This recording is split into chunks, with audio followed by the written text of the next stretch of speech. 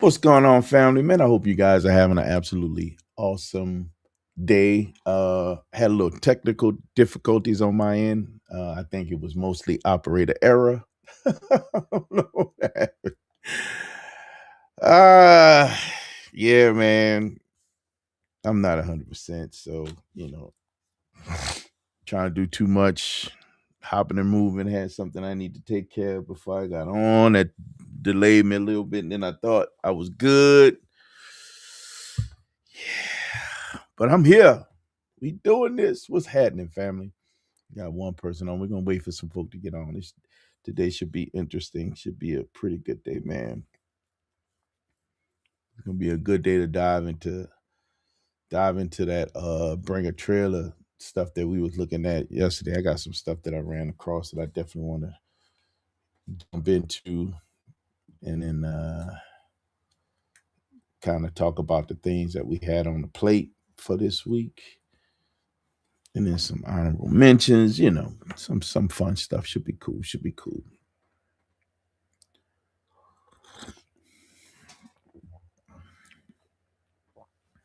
Man.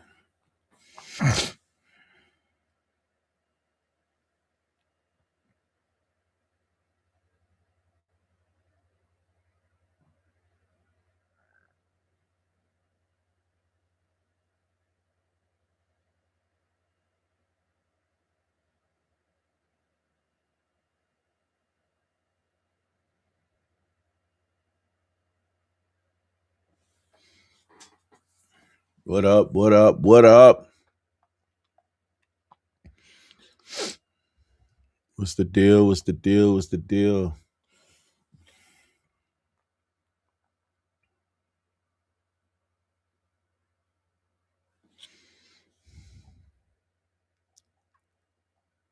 How y'all doing this evening? How y'all doing this evening? See, we got some people jumping in. See if that chat gonna get hot.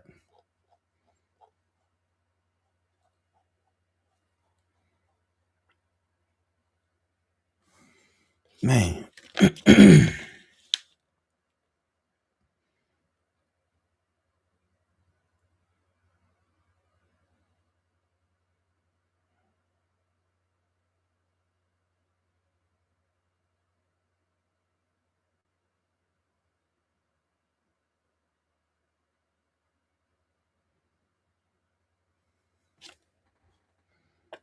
What up, IS? What's going on, bro? Lefty in the building. What's going on, Lefty? Yeah, make sure y'all smash that like button, man. Go on, hit that like button. Hit that like button. Lefty, bro, I promise you, I have not forgot about you. I swear I haven't. In the car. I swear it's in the car. I was waiting on something else to get in. Then I got a little under the weather, which threw me off and delayed the actual. I got you though. I swear. You're not gonna be disappointed, my brother. I, I apologize for the delay. I apologize for the delay, but man, I have it's coming. I promise you, it's coming. I take full ownership for the delay. I can't blame nobody but me. Nobody but me. But it's coming. I promise you. I promise you, it's coming, brother.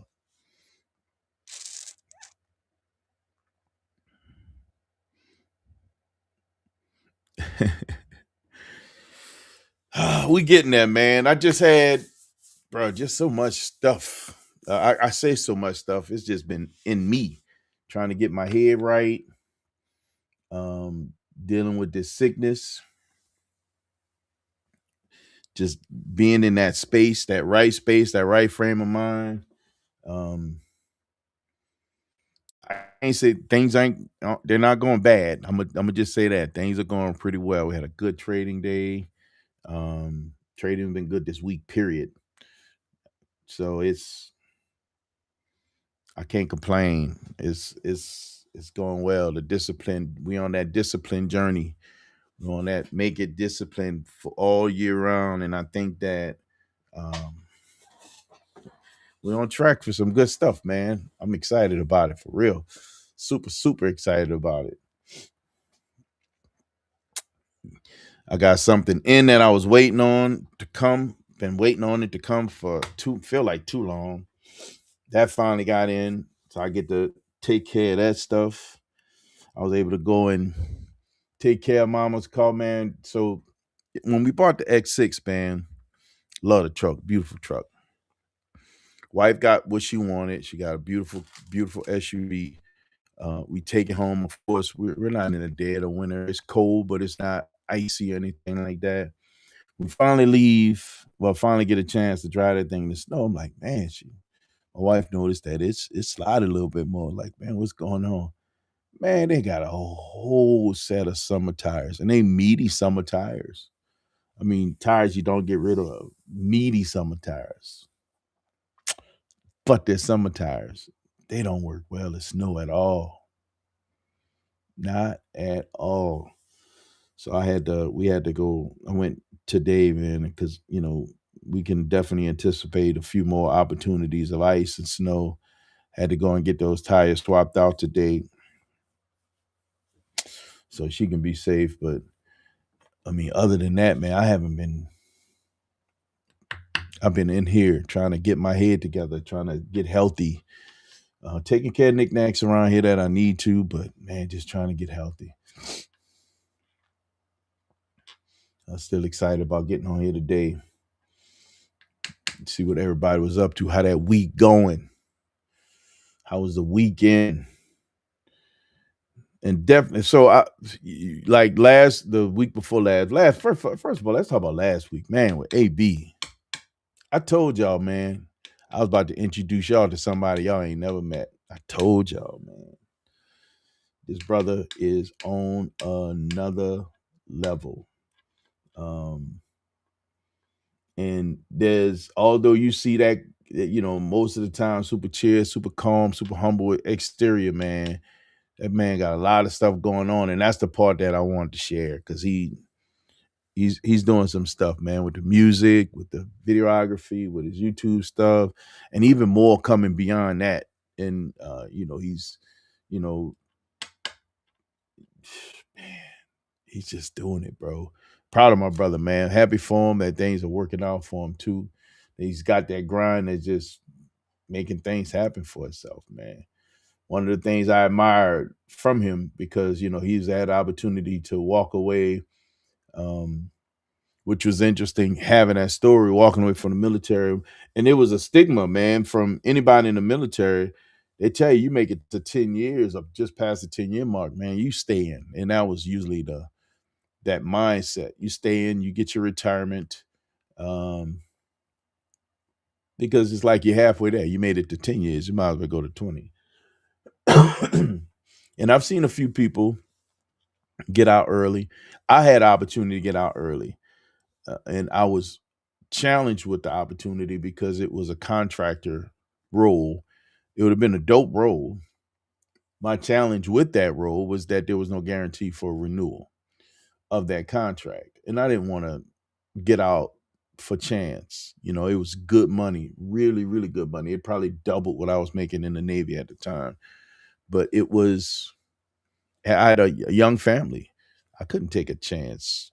I couldn't take chances with that. To me, I felt like that was too much risk putting on the table. I think Chris was probably about 5 years old.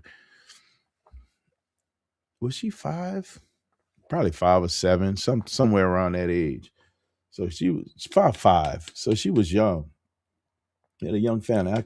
It was just too much risk. And not to guarantee anything after the contract. Like, nah, I know I could have just raised my hand and got 4 years under my belt from the military. And that would have been guaranteed with, benefits and everything that goes along with it. Shaking the dice on the contract, if there was some level of guarantee beyond that, or if I had a plan beyond that, I could have seen myself making that move as well. But I don't regret. I don't regret it. I mean, God, this is money for the rest. This for breathe. Check coming, like for real. It's gonna be here, and it's never late. Breathe, just keep breathing, and that thing gonna keep coming. It just keep coming. So and that part of it, man, I can't knock. It's not a bad deal. It's not a bad deal. I'll take it. I'll absolutely take it, man. IS, what you working on, man? What's your latest project? I know you sent me some pictures of some stuff. I saw that food, which was fire, but I ain't getting into all the other stuff.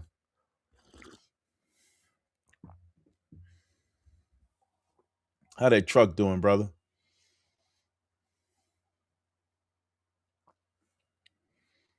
It's starting to get bitter. I need to get that out of there.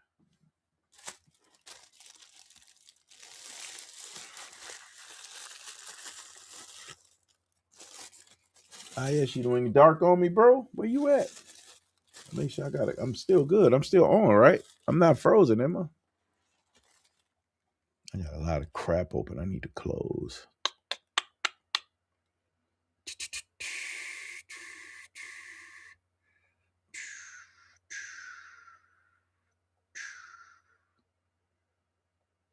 God damn, thank goodness. Just been hanging out. Man, I can admit, man, there's something about just, I mean, although I can't say I'm excited about the season coming up.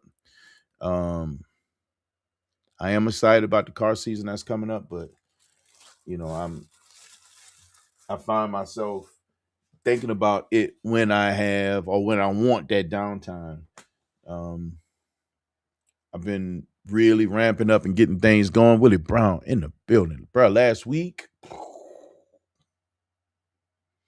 I've gone back and watched segments of that myself a few times, man. Last week was fire, bro. Last week was fire, bro. I told you I was. Here's a crazy part, man.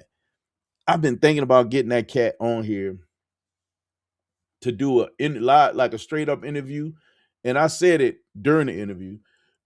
I was a little reluctant at first. I'm not gonna hold you. I was a little reluctant because AB will, he'll shut it down. Some when it ain't time for something, he like, no, we ain't doing that right now. You just shut, and it's just straightforward, and I respect that, right?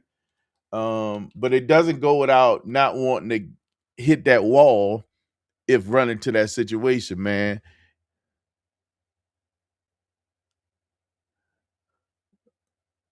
Got to put money in the car before you hit it, man. What are you talking about?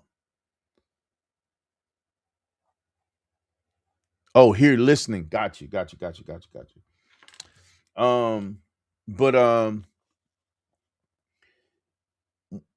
because of the conversation, it's my brother. Y'all gotta understand, man. That's my brother. We every time we get on, we stay on the phone too long because we really get into stuff and we learn and feed off each other like constantly. It's all every time we get on the phone. It may start off real laissez faire, and then next thing you know, we building each. I mean, true iron sharpening iron situations every time I talk to that brother. And honestly, I love those relationships. I'm a relationships guy. It's all about building and growing something that meaningful all the time. I believe that God put me on here to help build men. So everything that I do is how do I make you better than what you were? Even if, you might be good.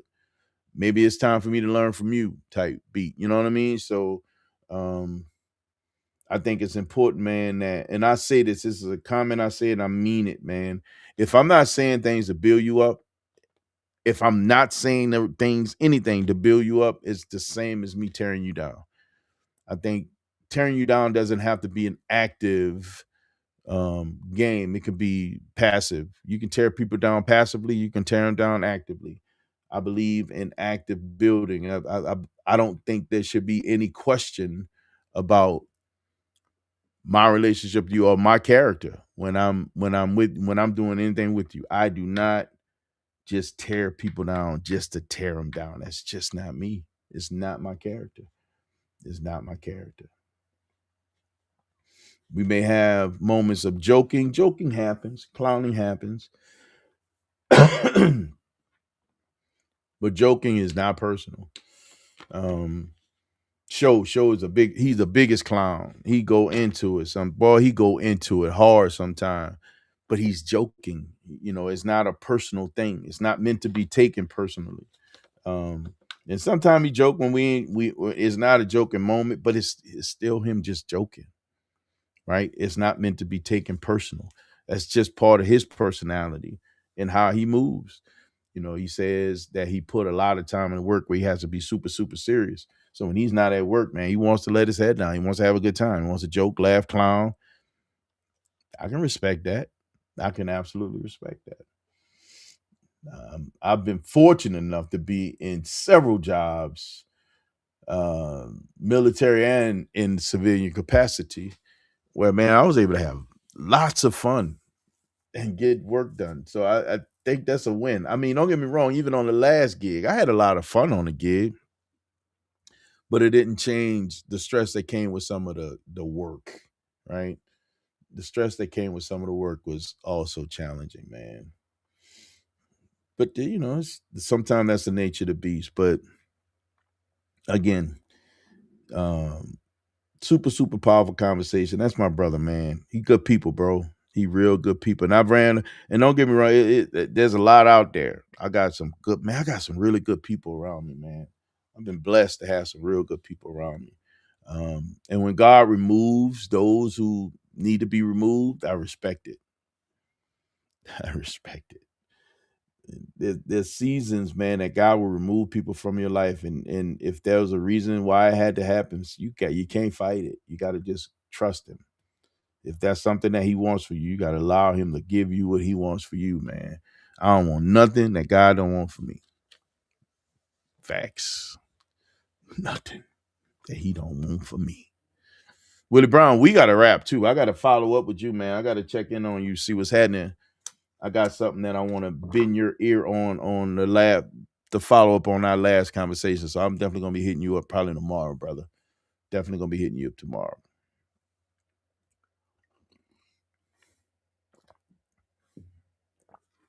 Yeah, but last week, dope conversation, man. Dope conversation. Got you, brother. Got you. Dope conversation. And I want more. I got I'm still trying to line some more stuff up. The one guy that I really want to get on here, man. Dad, brother is busy, but he's so cool and so humble and so chill that I think other people should experience it, especially for, I see him in such a high place, and you know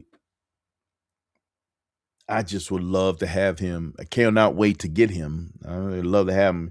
Guys, I'm gonna call. We can link up. I gotta get him here, man, so you guys can get an opportunity to meet this cat, man. What's going on, Blair? Dirty shoes in the building. What's going on, bro? Man, I ain't heard or seen from you in a hot minute. See you on social media. What's going on, bro? How you doing? You ain't got them veil stems no more, do you?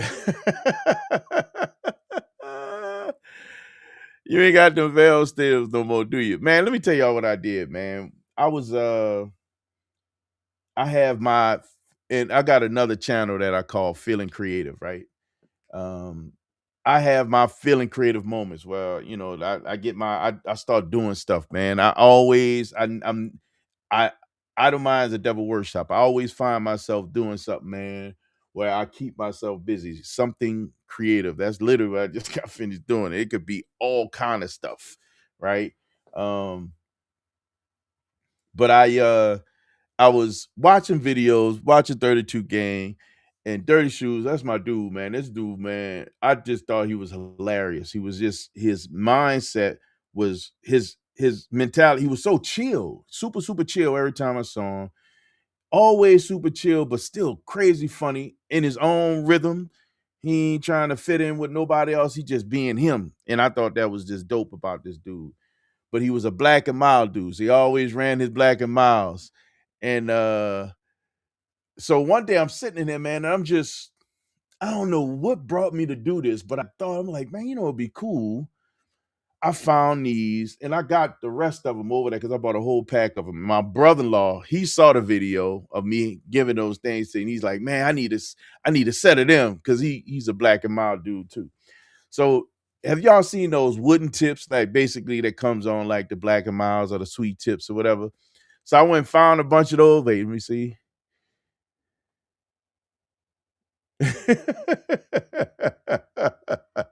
Oh no. So I went and found a set of those, man. I ordered them just from Amazon. And and the actual valve stems, the valve caps. I took those and glued them together. Valve cap inside the tip. And then I took so if y'all familiar with, like an old school way to cure wood is to burn it, right? You're not charred, but you burn the surface of the wood. Basically, it seals the wood. It cures the wood. It makes it almost waterproof if you do it right. So I did that, and I actually hit it with a little clear just to give it a little shine. Man, made veil like literal like veil stem caps from the tips of like the cigar tips. I thought it was cool. Brought them over to him, and I think we threw them on the car that day, right then and there. Sublime in the building. What's happening with you, brother? It's the first one, bro. It's the first one. Where you sending your comments? You can't just send them to anywhere, Sublime. You gotta actually type them in, man. Where you at, Sublime? What's happening with you, man? How was your trip? If you can, I sent you the link. If you could pop in, man, I'd love to talk to you about your trip to see how that went, man. I did started doing like we got this segment that we doing now, man. How to bring a trailer and started bopping through a lot of the German sedans that they got out there, man. They got some gems, a lot of things that are just kind of mundane. But what I started running across, man, I ran across three of my dream cars I used to always wanted as a kid. But I had some honorable mentions, man. I can't wait to get into those with you guys and get y'all thoughts on those. I think this is gonna be dope. I got excited just looking at Bring a Trailer. I was like a little kid and Bring a Trailer. Like, why?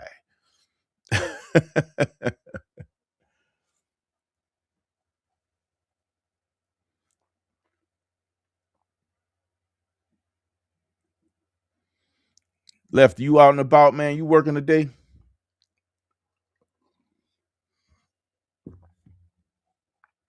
Lefty shouting out everybody. Man, Sublime, are you dead again?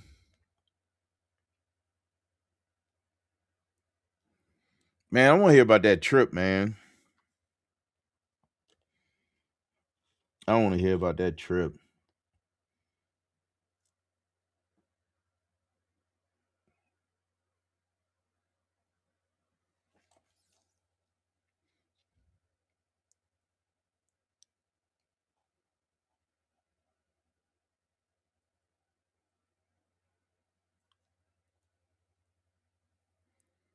Man, I wonder if he having some technical difficulties over there.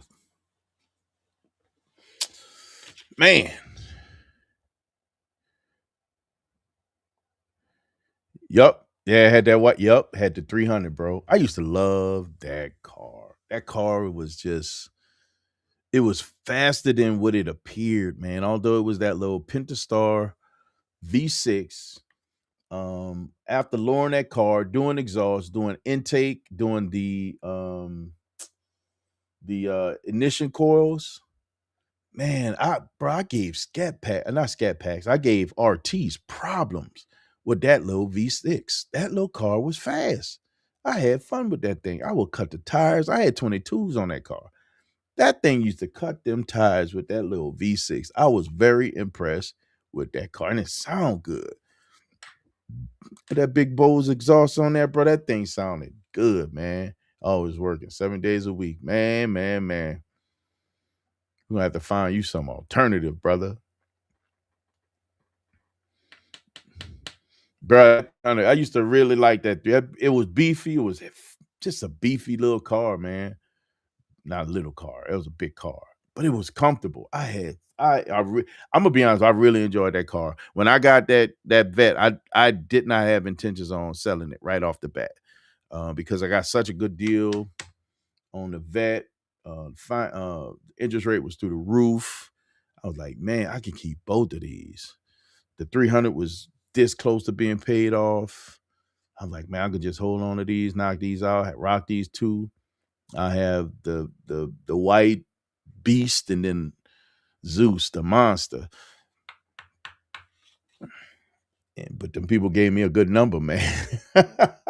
I drove that car for free. They gave me more than what I paid for that car initially. I drove that car for free, and I did work to that car. That car was lowered. I had the big wheels on it. All the exhaust work. They gave me more than what I paid for the car. I cannot. I had to let it go. I'm like, it's yours. I couldn't hand them that key fast enough. Man, I came. So last time. What's the last time I came out there? Last time I came out there with Sean, when Sean had that hole in his tire. That was the last. I'm gonna have to come back out there, man. Check you cats out, bro. I'm gonna have to come back out there. I'm talking about. I need to come out. I need to go holler at Reggie. I got to go drop something off to Zay. So I got to come out in that area. I got to come out that way anyway. I got to go to Israf's. I got to drop something off to my man Zay at Israf's. I have to go holler at Reggie because I got something for him as well. And I've been telling him I was going to come. I've been going to see Reggie for now about a month. He probably think I'm straight line, like I'm just blowing smoke.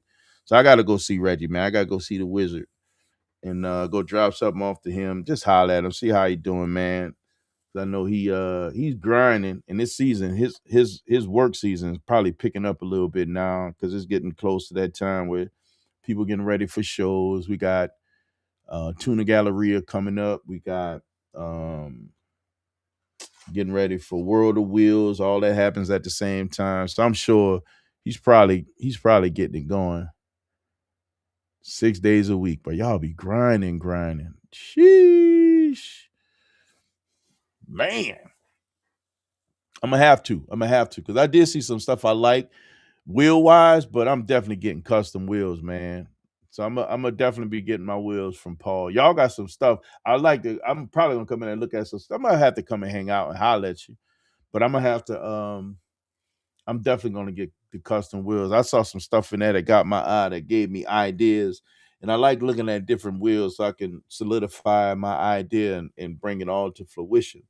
Whatever I do next on both the cars, which is not going to be until the end of the year, they're going to be custom. They're going to be completely custom. I'm going for one off on both vehicles. And I might flip flop. We might have to do something different. Yes, something that I wanted to do when I was thinking about getting our Lowry wheels. I wanted to get literally as opposed to getting a full set of fours, I was gonna get two sets of twos, front and rears, and I was gonna flip it on y'all. It was gonna be two whole sets of wheels walking around here with two sets of Jordans on my feet.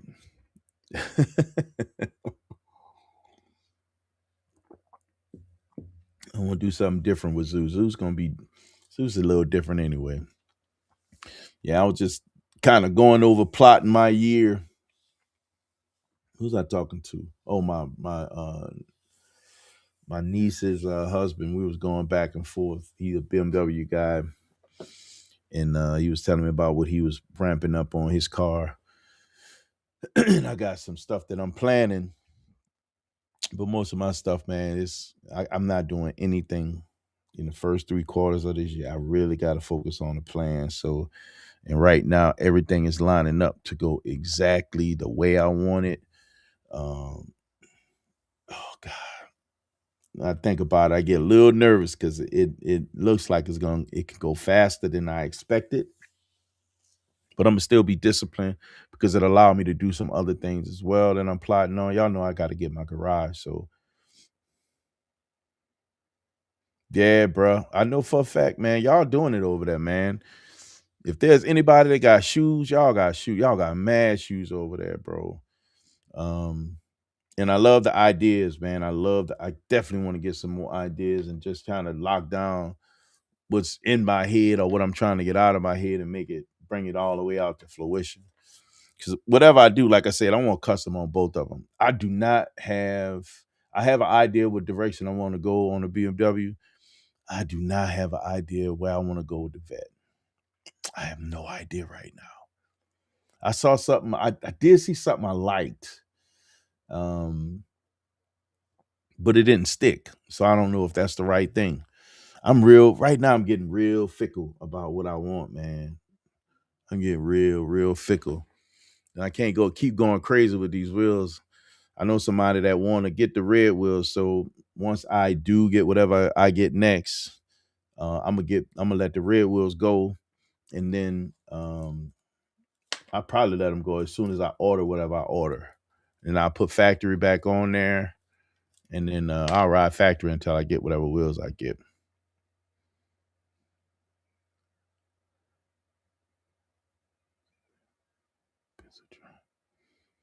That's not a bad idea. I mean, what kind of stuff are you thinking about doing with the design from the design aspect? Are you looking at doing like modifications or make recommendations for modifications and things like that, or actually like design and building unique cars?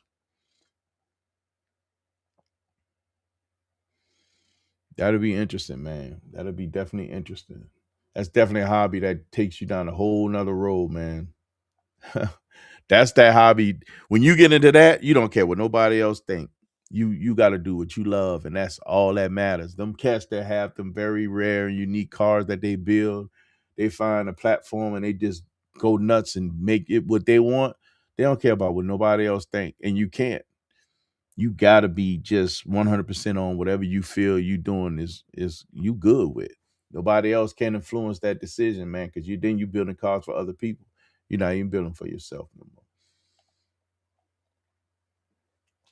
Gots to just color and theme.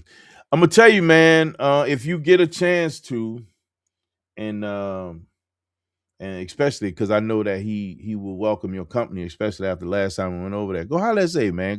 Go and see what he's doing and pick his brain. Have conversation with him.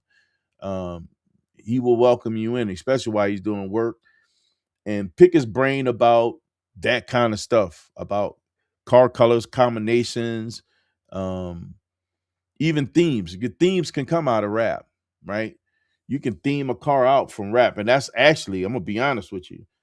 Um, that's something if your drawing or visual art skills are pretty good. That's what he wants to do more than anything else.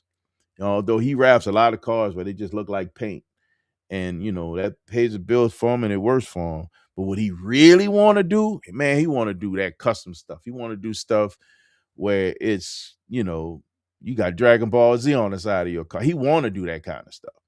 Like he really, that's what he wants to do because it's exciting for him. That's taking it out of the norm. It's also that challenge because each one of those panels, it ain't one big old sticker that's just going on the car. It's panels that's going. So now you got to make stuff line up. You got to make it work. You got to make it cohesive. That's what he really wants. He wants that, man.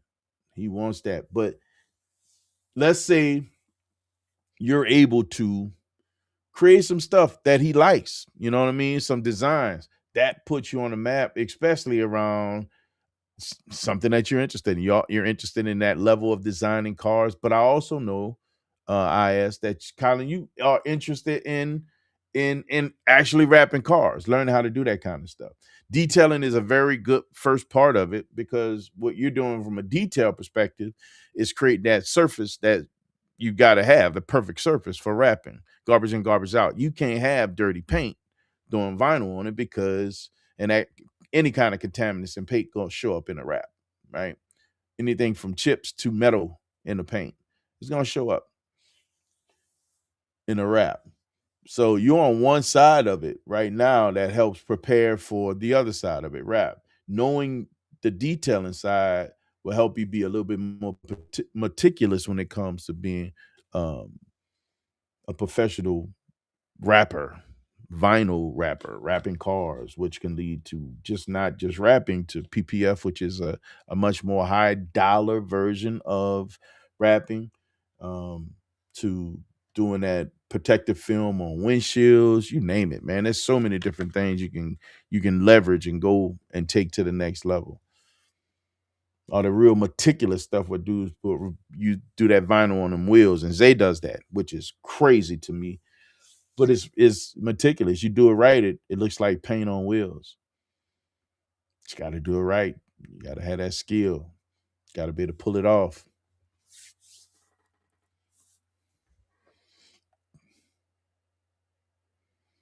But you can do it, man. One thing I can tell you, is because I know that um, you are welcome over there, man. You should go and holler at him, man.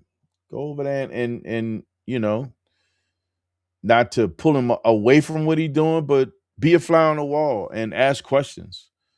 Talk to him about what he's doing, especially if he's not on the phone, because he's gonna talk to you. Talk to him, talk to him about what he's doing, how he's doing, and then talk about, or at least talk about the design factor or color combinations, about graphic art and things like that when it comes in that space, and get his thoughts on it and import your ideas. Bro, all you can do is build a relationship. Not a bad thing. I know he did it before, where he held some classes and he was doing some apprenticeship type stuff for apprenticeships in wrapping cars and things like vinyl wrapping. Um, and maybe you can slide into something like that again, man, and work some magic. He had classes going on over there where he had like two or three people, if I'm not mistaken, at a time, where they were, he had them wrapping hoods or wrap a panel on a car, and he judged and give him his critiques. He's been doing it for a minute, so he's definitely an expert. Um, I think it'd be worth your time, man. I think it'll be worth your time. Not only that, but it's something that I'm sure that he'll probably vibe on, as long as he is not to a place where he can't focus. He'll vibe in that space, because he don't. I've never seen him completely quiet rapping a car. He's always multitasking. Either he on a call, he's talking to somebody. He keeps grinding. He'll keep flowing. He'll keep flowing without a doubt. You should go talk to him, man. That again, that's a relationship that you can nurture and grow a little bit. It'll be worth your while, brother. It'll definitely be worth your while.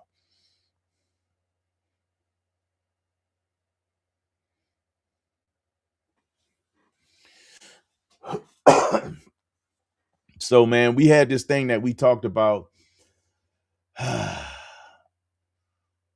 We got into with the Bringer trailer cars, right? So I went back in, and one thing about Bringer trailer, man, and one thing about Bringer trailer is that you can find there's certain cars you're going to see on there that are, in a sense, rare. Like, you're gonna always, in my opinion, you'll always see an NXX there, right?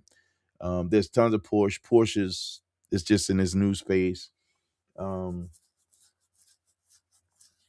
BMW starting to grab a dollar again, bro. I'm telling you, BMW has become the new Dodge product, man. People are snatching them up. I think I just saw Cooley. Cooley just bought a BMW, bro. I'm telling you, BMW is the new Dodge product. They, man, people starting to realize what you can get out of those motors and what those cars can actually do. It makes sense to me. I'm gonna be honest with you. They sound good. They fast as all get out. Um, and they are great drivers. I enjoy driving both of the BMWs we have. Them things do they thing, bro. I'm telling y'all, for real. But I digress. But I was going through, man, and I was pulling out certain cars, and again, for some reason, because we said German sedans, Willie Brown said, let's do German sedans. Nobody contested it. And man, it although there were some German sedans on there, there weren't there were some eye grabbers. I'm not gonna say I expected this. I thought, let me put it like this. Look, last week when I looked in there was way more that I thought was probably more interesting. There were fewer this time, but what I started running to, I ran across a few, in my opinion, that fell into that honorable mention space. Now, it may not be a sedan. I ran into cars that fell into the honorable mention space because I felt like, man, we should talk about some of these, especially what I found. Then, man, I ran across a few of like, y'all ever had them cars, man, from high school or when you were younger, like, man, like you always love these cars. I found 3 of them. And what's crazy is 2 of them I never expect to see in one place.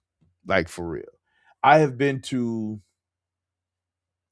I cannot tell you how many car shows I've been to out here. But I can tell you, out of 2 of these cars that I just fell in love with, may have seen each one of those maybe twice at all the different car shows I've seen that I've been going to out here for years. And y'all know I'm not just at one type of car show. I'm at all of them. I'm at Cars and Coffees, which you get an absolute mixed bag of, right? Tuna Galleria, which has literally this car falls within that exact space. And I think maybe I've seen 1 or 2 at Tuna Galleria. And then all the car shows, because I'm in Milwaukee, Wisconsin, I'm in, the west suburbs, I'm in north suburbs. I'm all over. I'm in Indiana. I'm everywhere out here looking at going to car shows in Michigan. We get out there and we get it. So 2 of these, you don't see them. And I've never seen 2 of these cars, the 2 that I'm gonna talk about here with you guys. I'm gonna share with you guys. I've never seen the 2 of them at the same time at one car show. It's always one or the other. The last time I saw one of these, and I want to say it was the C car. They call it the C car. It was in Roxford. It was at the Roxford Cars and Coffee, which if y'all haven't been, you gotta go. It's a definite must. They have such great cars at this car show. This Cars and Coffee. It is big, like a huge car show, but it's a Cars and Coffee. If you don't, man, y'all gotta check out the Roxford Cars and Coffee. It is always a hit. You gotta check it out. But I seen one there and it was in excellent condition, much better than one of the ones I found here. But you don't see both of them. I'm gonna show y'all what that is in a second. But the goal here, the goal was to find some of what I think are my picks, what I like for the German sedans, right? I think I found some pretty cool German sedans, man. I think I found some pretty cool German sedans. Now, not all of them. I think 1 or 2 of them fall into a space where they're like, what's the word? As they may appear to be almost every day, but you got to look at the spec or you got to look at some of the details on some of these cars, man. I think it takes it to the next level. I still want your opinion when it comes to these things. And of course, I'm looking at one of them right now. It's been one of my gold cars, God, for a long time. I think I still want one. And it's a big rocket ship sedan that with a stage 2 tune turning into a supercar for real. Like for real supercar. Let me put it to you like this sedan, as it sits, it's a sedan, full-size sedan. It's not a small car. 0 to 60 is 3.3 seconds. It's a full-size sedan. Come on, man. Y'all don't even understand what I'm telling y'all. And it's a 2017, man. These things, all right, man. We might have to get into some of this because I want to show you guys what I ran across. This one is not as exciting as some of the other ones. So I'm going to have to remove this one from the list. I think this is a nice car because I like the specs. I'm going to share it because I like the spec. All right, man. We're going to get into some of these cars, man. I want to show y'all what I found because I think some of these will be fun. And so this one here, I'm about to pull it up, man.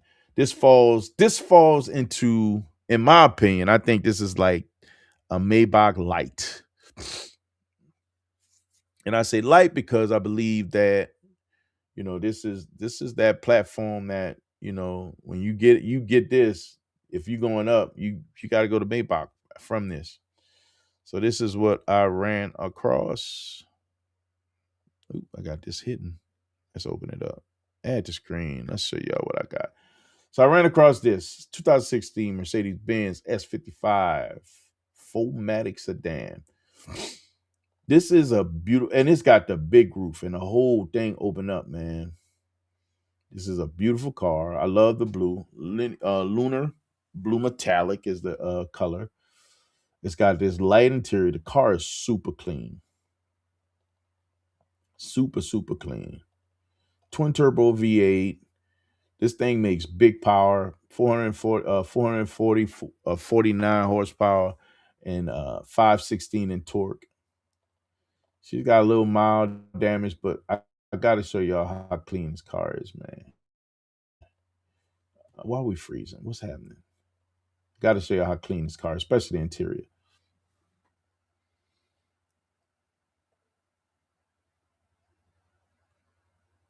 It's got the ambient lighting in the inside. Y'all can see that blue glowing on the inside. But she's clean, man. She's clean. Big double roof. It's got the mirrors in the back seat. It's a limo. This is one of those big cars you want to be ridden in. Not gonna hold you. This sucker is big, bro.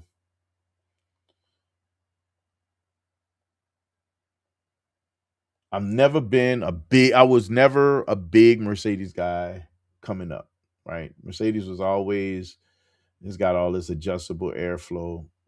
It's quite cool. Um,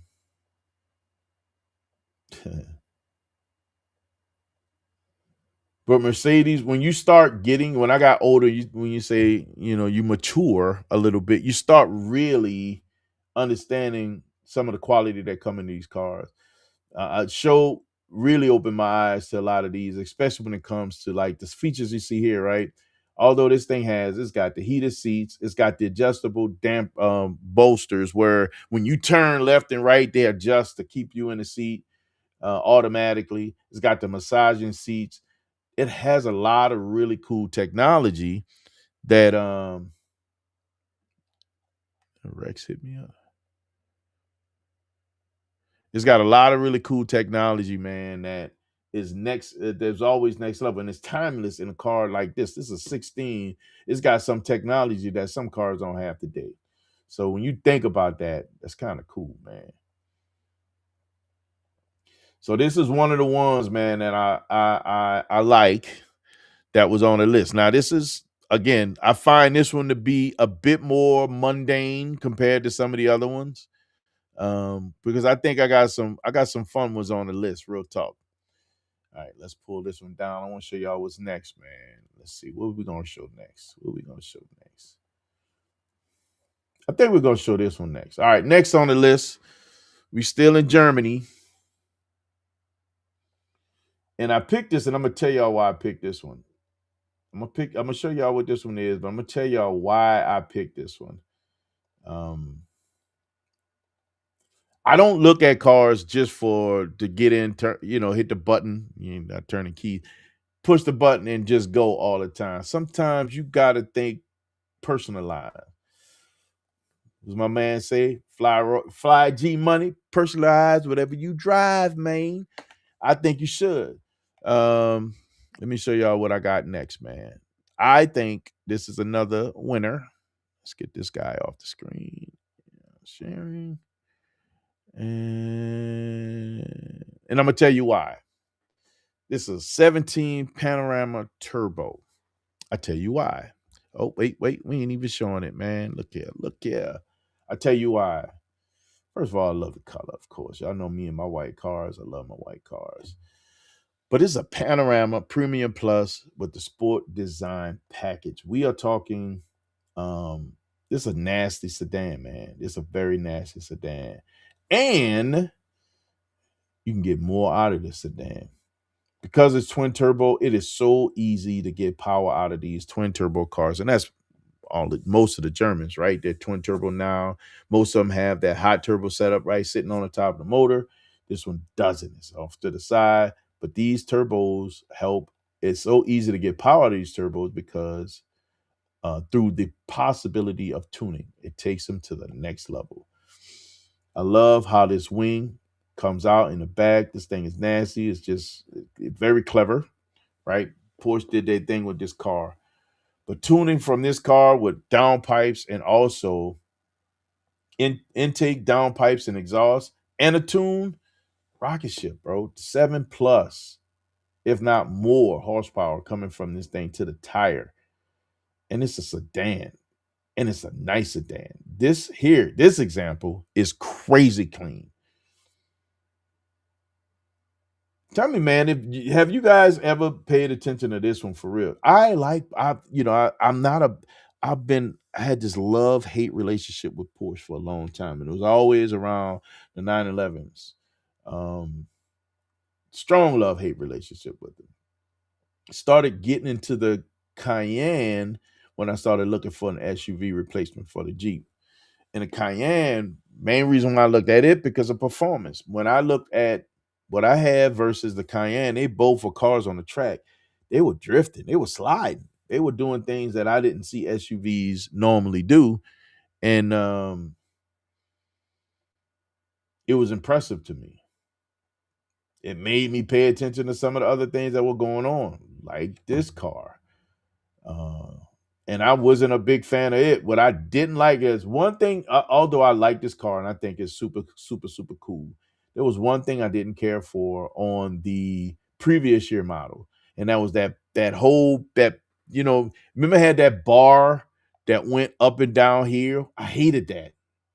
I hated that. So what got me was when the C7 came out, the first C7s, C8s came out, and they had that panel. I know Porsche, or not Porsche, but Corvette likes to make the driver feel like he's in a cockpit, right? Everything is centered around a driver. Porsche did that with the Panorama, and it had it basically centering around the driver.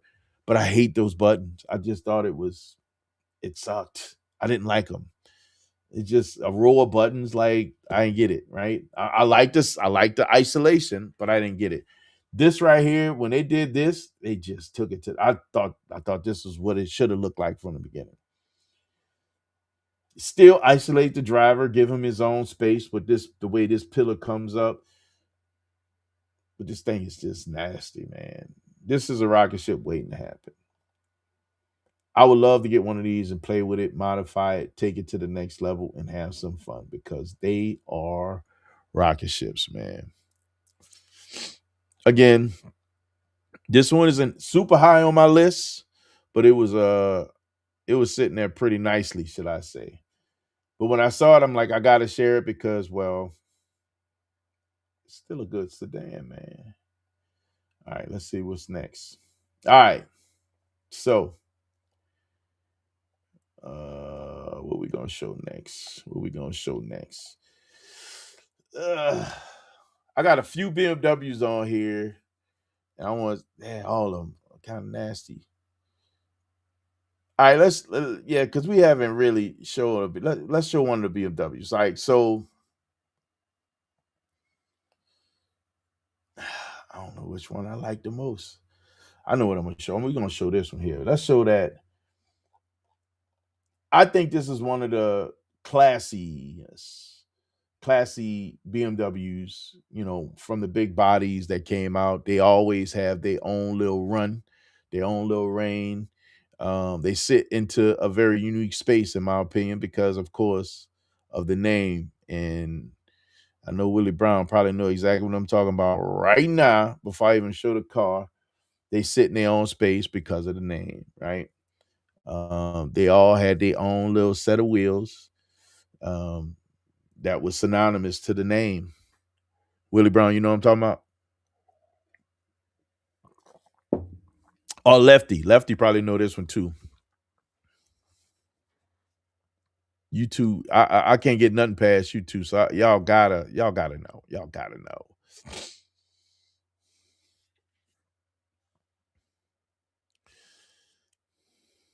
BMW in its own name.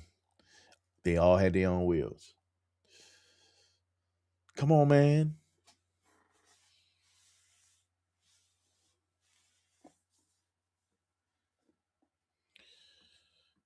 Oh, man, I'm giving 5 more seconds, man. We're gonna have to just share the car.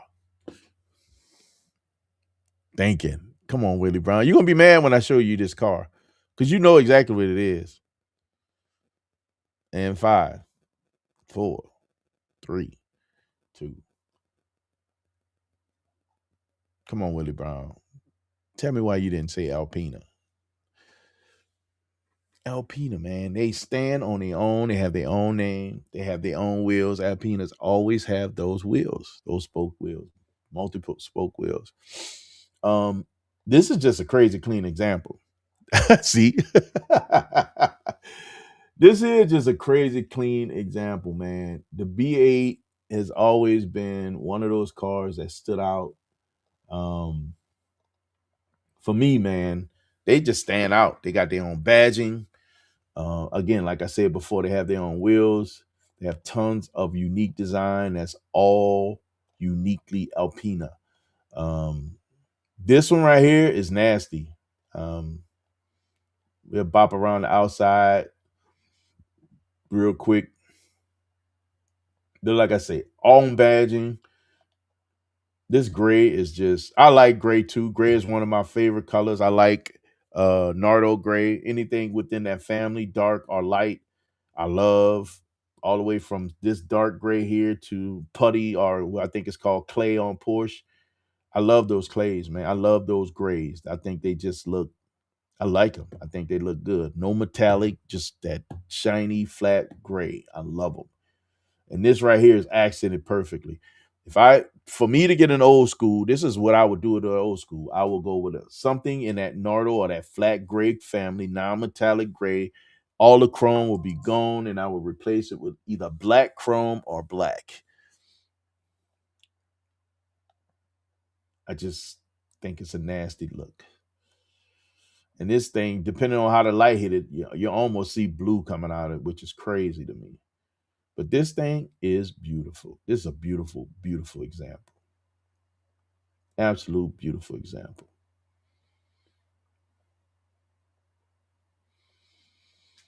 And unique to its own because you don't see a lot of Alpinas on the road. You just do not see a lot of Alpinas on the road. So when you see them, it's like, man, that's an Alpina.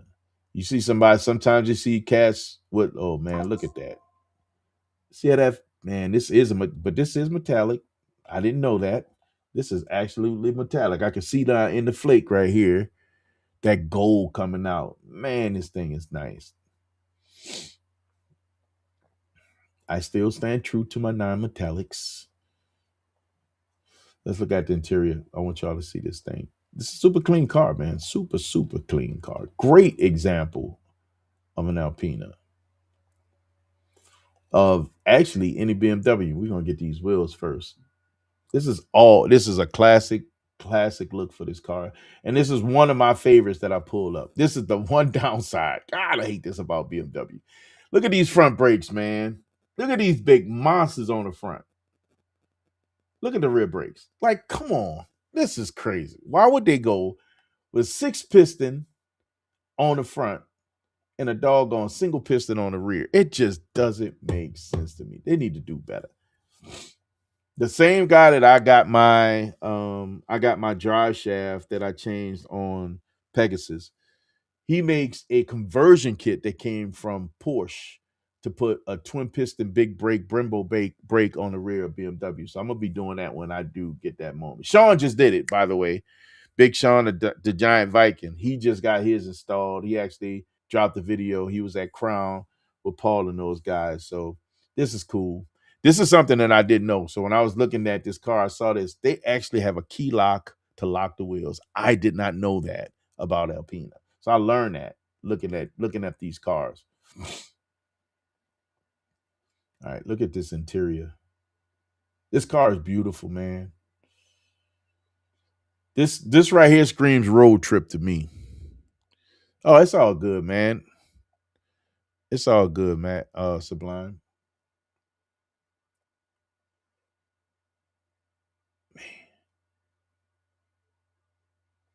Hey, Sublime, shot in the dark. Just curious if the egg rolls are all gone. I could take it if they are, but if they're not,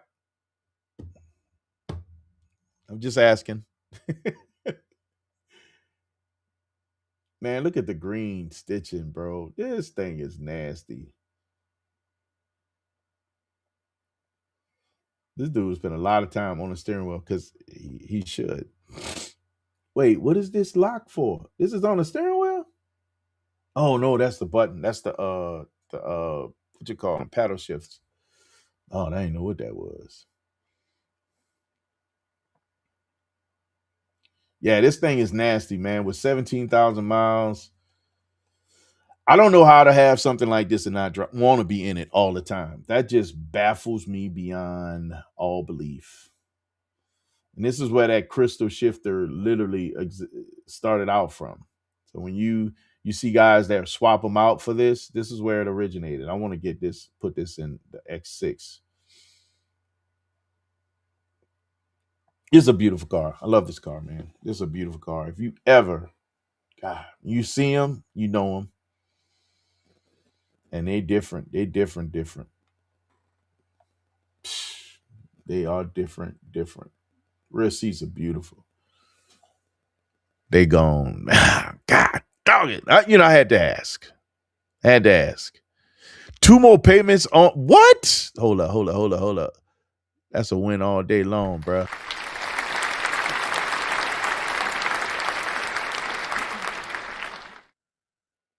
Congratulations. I don't know if I.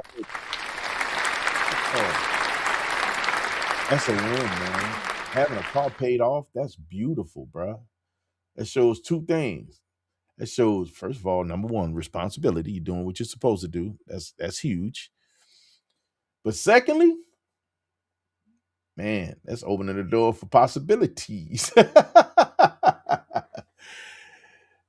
That's opening the door for possibilities. Or you can set yourself up for later. Not having that car note means you can stack a little cash and start thinking about what's next. But this Alpina, man, super stupid, super beautiful, super clean. All right. And look, it still got mats in plastic in here. This is, bro, ain't no way. I'll be driving the crap out of this car, bro. Oh my God, this thing is beautiful. This thing is gorgeous. All right. That was the third car. All right, that's the third one. Y'all gonna let me know which ones y'all like the best, man. Which ones is your choice, your go-to. All right, now we're gonna jump into the next one. This one right here. I fell in, like I said, it's a Mercedes. I fell in love with this. What you got here? Yeah, I saw those. I saw them on the site on what you call them, and I'll say if I had to choose between the two,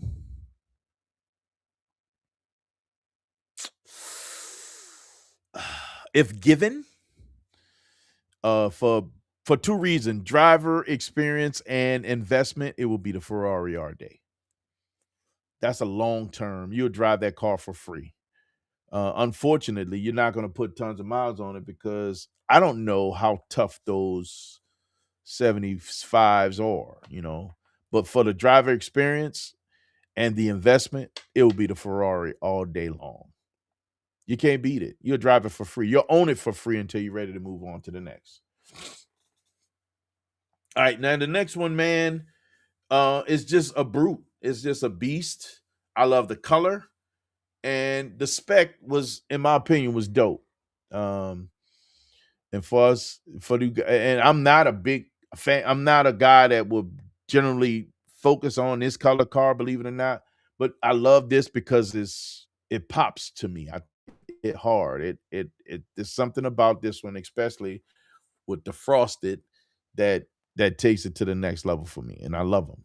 And that will be this AMG GT 63 4-door coupe with the frosted blueberry. What they don't call it frosted, they call it the Zeno Brilliant Blue Magno. This thing here is crazy, bro. I love the color. I know this car is crazy fast right off the grip. And I know that through tuning, downpipes, exhaust intake. It's an absolute beast and it sounds good. This car sounds amazing. It has a great sound and exhaust. The interior on this thing, next level. Absolutely next level. Beautiful interior, two-tone interior. Look at this. This thing is gorgeous, man. The way it wraps around the driver. Let's get, we know what the outside look like. I want to show y'all. This is where all the fun happens, in my opinion. Where are you going to spend your time enjoying this car? It's going to be in the interior. Carbon fiber, beautiful leather. This Napa leather, this thing is beautiful. It is gorgeous. And it's a rocket ship, guys. This car is fast. This car is very fast. Look at these seats. Sheesh. You look at this car and you smell leather. It's beautiful. And that's paint. That's not a wrap. That is paint. She is beautiful. Absolutely gorgeous.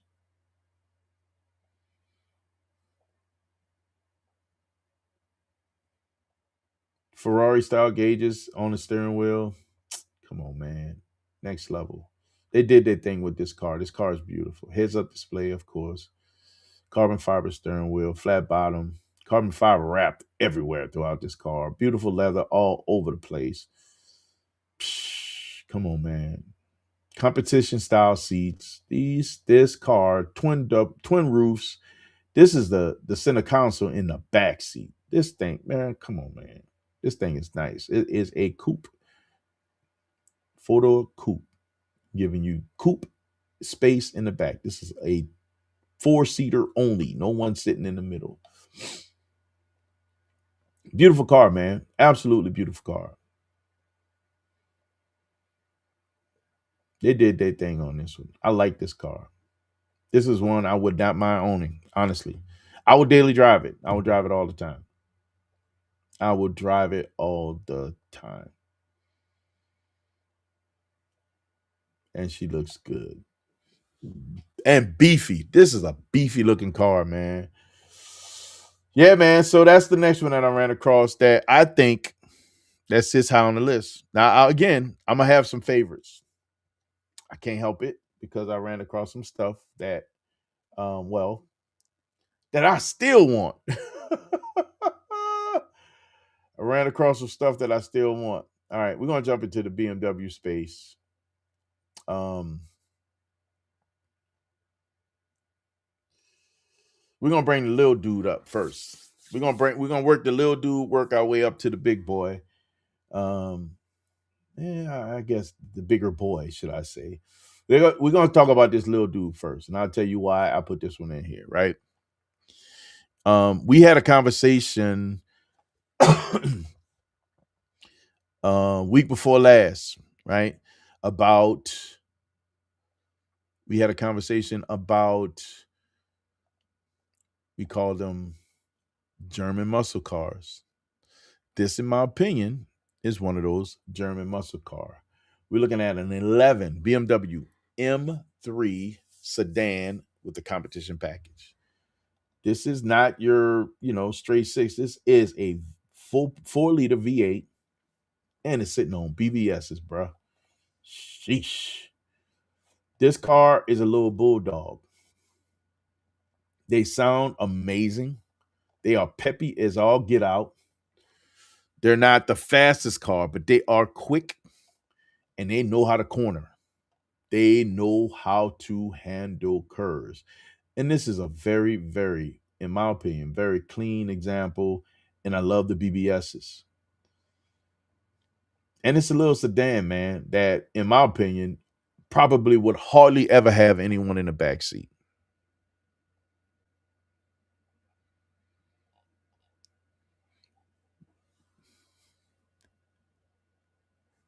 Oh, I got something for you.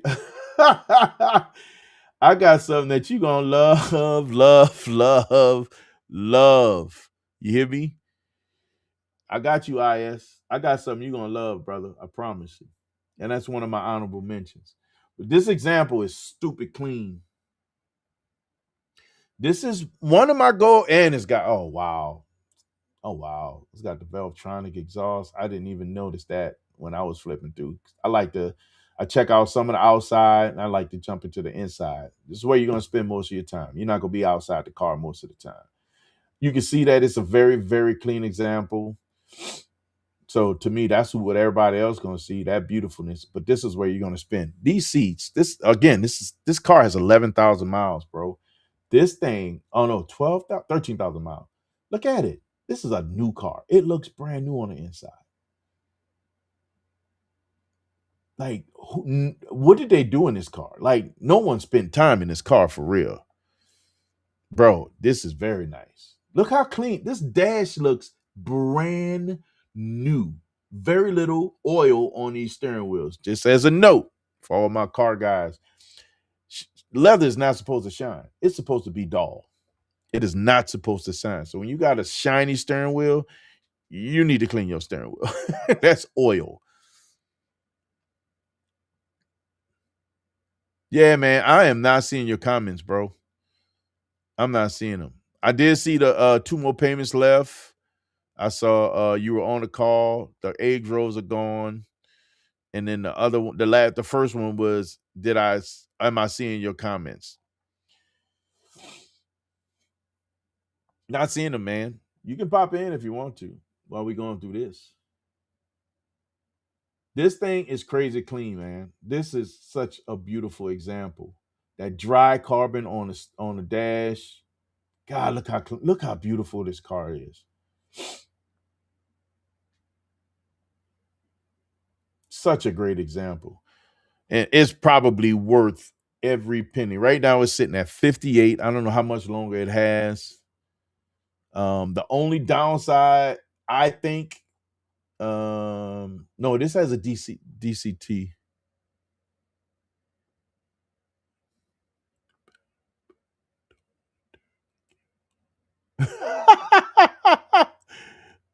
It's all good, man. You don't have to, bro. You don't have to. It's on you, man. You don't have to turn it on. Right now, we're going through these cars, so we got a few more to hit through, man.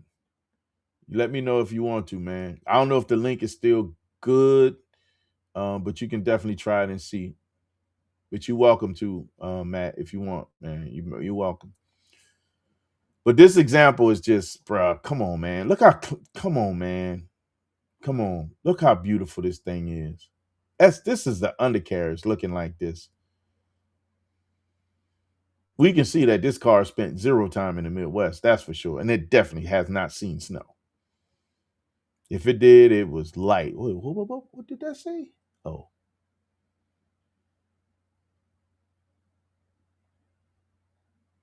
Sheesh.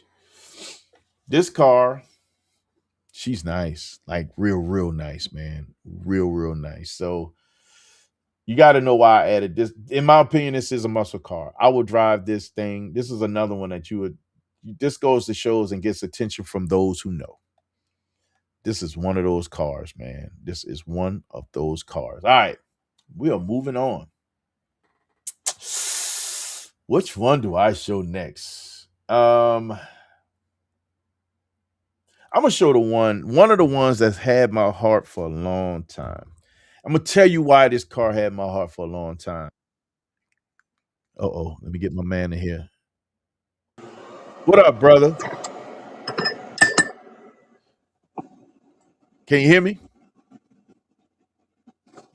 We gonna work Can you hear me? technical difficulty. I can hear you, man. Hold on, I got no audio. Oh man, come on, man.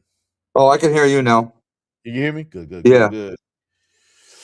So we started this thing, man. Where I just been seeing some real interesting cars and bring a trailer that I wanted to bring to the table and talk about. Um, this one that I'm about to bring to the table, I'm not gonna lie to you. I don't know. It does have an accident, and it was moderate. But this is such a beautiful example, and for the money, right? It's got 5 more days, so this price is probably going to go up. But let me show y'all what's next. So this car, I'm gonna tell you what drew my attention to it. Man, how you doing, Matt? First of all, before I get into this car, I'm doing well. Going to be getting back to work here in the next few weeks. And it's amazing how when you have two payments on a car, all of a sudden you start looking at, okay, I'm going to have a car payment money that I'm not spending on a car payment now. What yeah, what can I next? spend it on? It's gonna be burning a hole in your pocket. Yeah. I've been there. I've been there. Well, yeah, that's a conversation we'll pick up, I guess, after you do your car thing, There talking you about go. these cars here, Yes, because sir. it's going to flip your mind on Oh what I was looking at. Let's put it that way. God, I'm ready. I'm ready. We're gonna get there. We're gonna get there. All right. So this car is a car I've been looking at for years, and I'll give you an example of years of how long I've been looking at this car. So I was going through. Um, I was looking for something in the theater, and I got this chest in the theater. In that chest, I opened up. I'm thinking what I was looking for is in there, and I found a laptop that I have not touched in I don't know how long.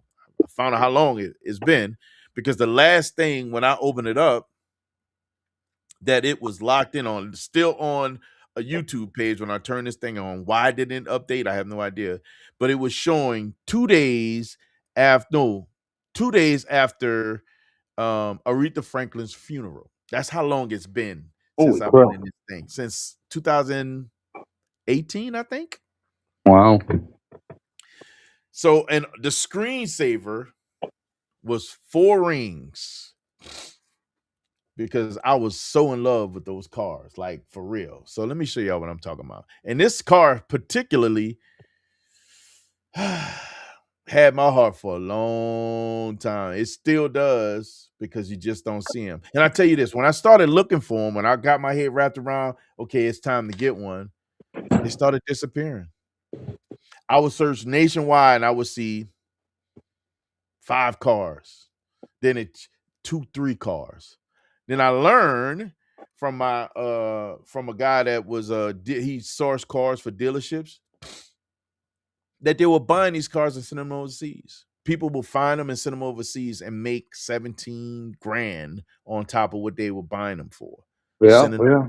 overseas. And what car was that? The Ford Audi? Pinto. No. Audi.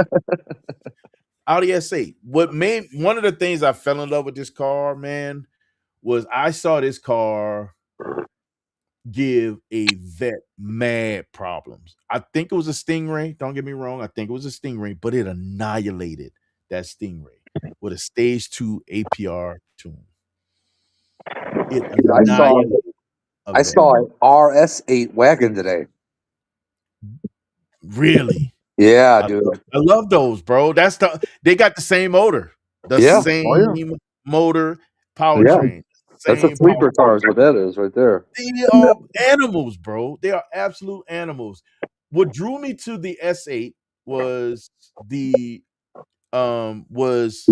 the European version of the RS6. Before they went Avant, they were overseas only.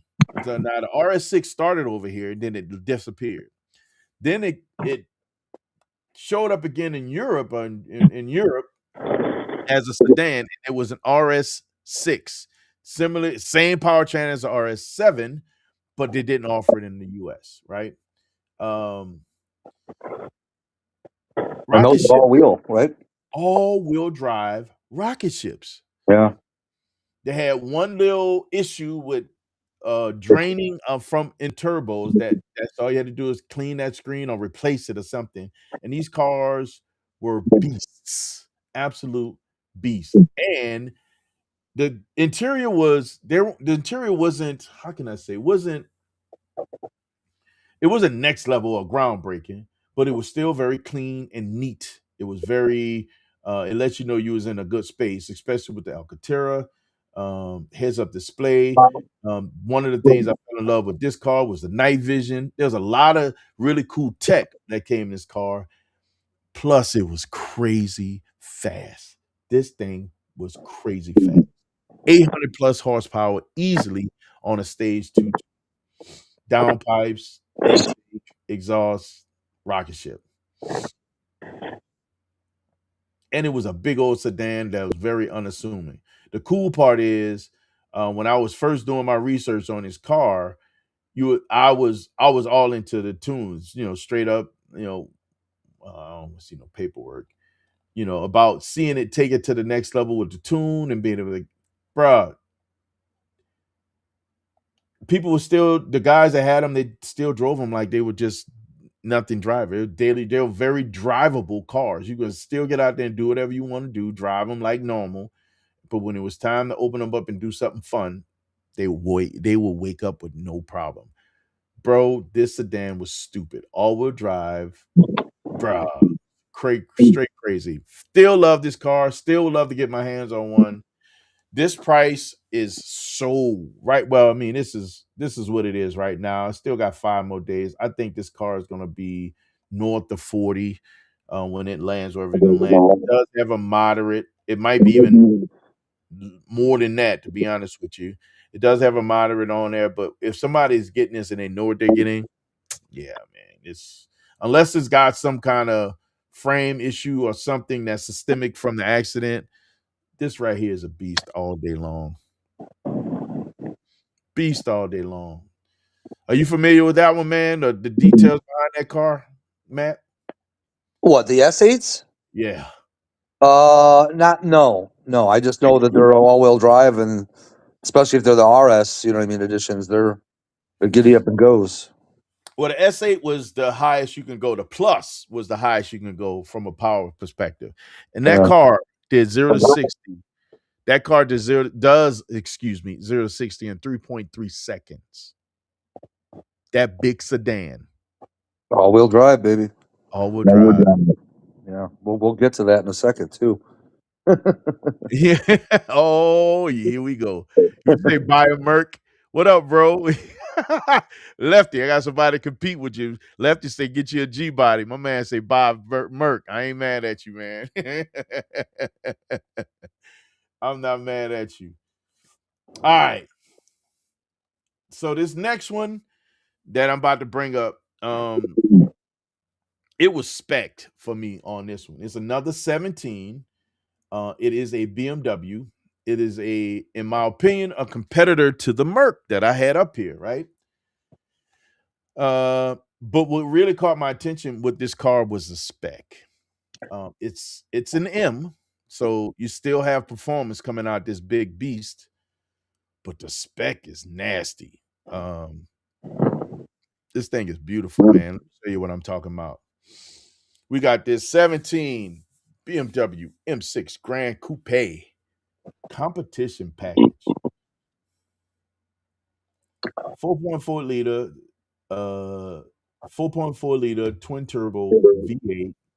This one has a DCT transmission. Got a similar drivetrain as Pegasus as my car. I know it gets up. This spec, this interior, oh my god! Now it's brown, bro. You don't see a lot of brown cars, and in a brown car that actually looks good. That's the next thing. One of the things about the six that I like is the rear. It was slanted like well, it's got the coupe look, right? Is that like a root beer color?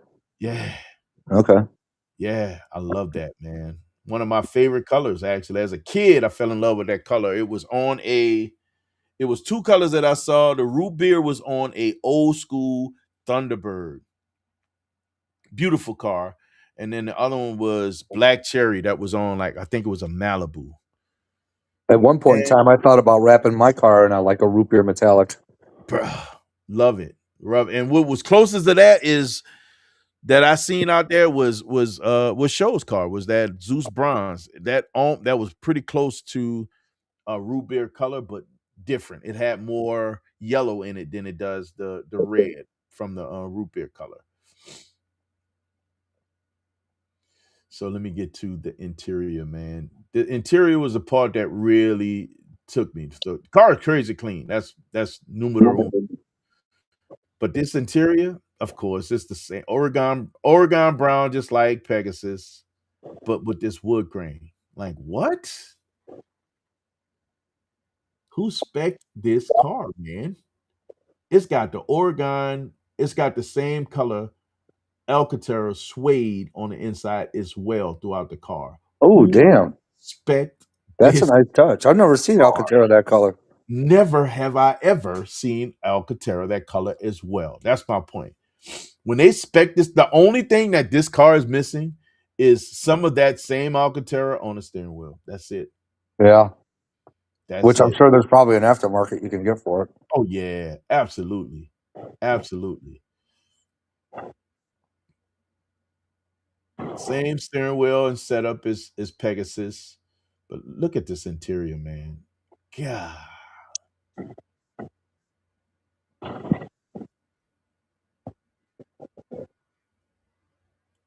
And wood grain usually show up in your classier cars, right? You see the wood in Lincoln has wood. You see wood in Bentley and Rolls. You see wood in Mercs. Look, it's got the man, and it's got the right stereo system, bro. Yes, sir. Bang& Olufsen. I love that stereo system. Oh, it's the same year as my car too. So it looks like it's got everything that's in my car. All The right, best thing about it is it's got knobs and buttons and not a freaking do everything on the bro, screen. on the screen, Yeah. yes. This Whoever does thought right 10 here, years down the road we'd be screaming, save the buttons. bro, for real. Think about that, right? Think about from whence we came and what we look at and what was important to us back in the day. Like we wanted to see some of these screens. Again, that was that whole what's a Jetson mentality, right? This Yeah, yeah. future cars. When you get away from it, it's like, ooh, how stifling are these screens? Bruh. This car, I think, is I love this car. I think the spec is just really, really dope. They did a great job on this. This is one of my favorites that's in here. That's one of those cars. If your friend goes to get in it, you'd be like, okay, do you have a speck of anything on your shirt? Any keys on the belt? Any nothing? Oh, look at this. I didn't notice this part. I must have missed this picture. That's leather in the middle. This is the Oh, roof. oh wow. This is across the roof. This is some Range Rover stuff right here. Leather across the roof. Hmm. This car, bruh, look at this thing. Oh my God. Wow, it's got the seat controls from the rear. I wish somebody would move a seat up on me while I'm in that drive. While I'm in the driver's seat. Boy, please. It's time for You you to got, get out. you got Lefty in the back seat. Hey, Lefty, give me a little lumbar, would you? I know. Hook a brother up, Lefty. Red Coupe. This thing is nasty, man. This thing is nasty. This is the part that got me. Like the rear window. This window don't go down, so it stays up. Look how this looks. This is wild. I never really gave this car a chance until I saw this spec. This spec allows me to see this car completely different. I never looked at M6 Grand Coupes like this before. This this spec allows me to look at this car quite differently. It's eye catching, man. Eye catching. Sheesh. Oh. You all right over there, man? Yeah, I'm drinking coffee. I don't drink coffee very often. When I do, it makes me belch. Oh my God. So I love this one, man. This M6 is nasty. But I got one for y'all, man. Oh my goodness. I got one for y'all. Why is this popping up on my screen? What are you doing up here? Remove from scene. All right, man. I feel like this journey was rolling kind of long. But this one right here, this one I actually really want to get my hands on. This is one I really want to get my hands on. I think I think the only and I there's one difference that I would change. I would want to see if I was to get one of these, and I'll tell y'all when I get there. But I want one of these, like for real. Like I'm a when I get in that space and it's time to start shopping for one, I'm gonna start hunting one down. I gotta find one of these, and I gotta own one of these. All right. There's a very uniqueness about it, and it is a BMW. I gotta have one. Like for real. One day we shall own one of these. And this is a 2007 M5. Like you like, why do you care? Why would you want it? Why is it important to own an M5? Why? Why? This sucker has a V10 motor. This is a V10. If I was to get one of these, I would want the E60, but it has to be a manual. It has to be a manual. This thing sounds amazing. Absolutely amazing. I know they've had some problems with the transmission on his car, automatic transmissions. This car right here, though, sounds absolutely amazing. V10 M5. The V10 also shows his face in the uh, M6 as well. So M6 same year, they have it. The V10. You can get it convertible or hardtop. I would take hardtop all day long, or just get me a manual, give me the third pedal in this big sedan. I'm serious. Dude, if my son-in-law was up on this panel right now, he knows anything and everything to know there is about almost any BMW.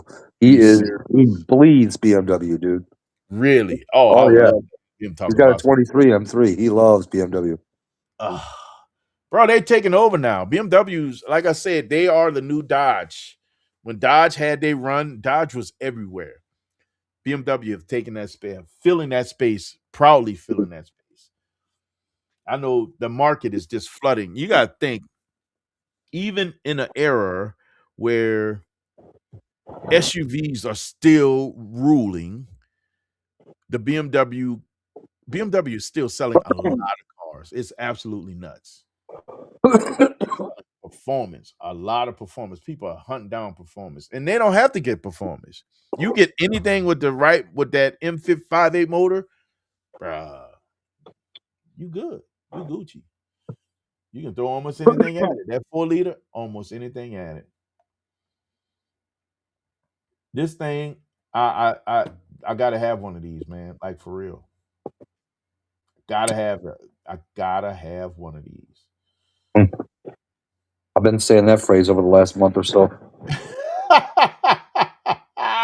You saw them payments coming to an end. That's what. Yeah.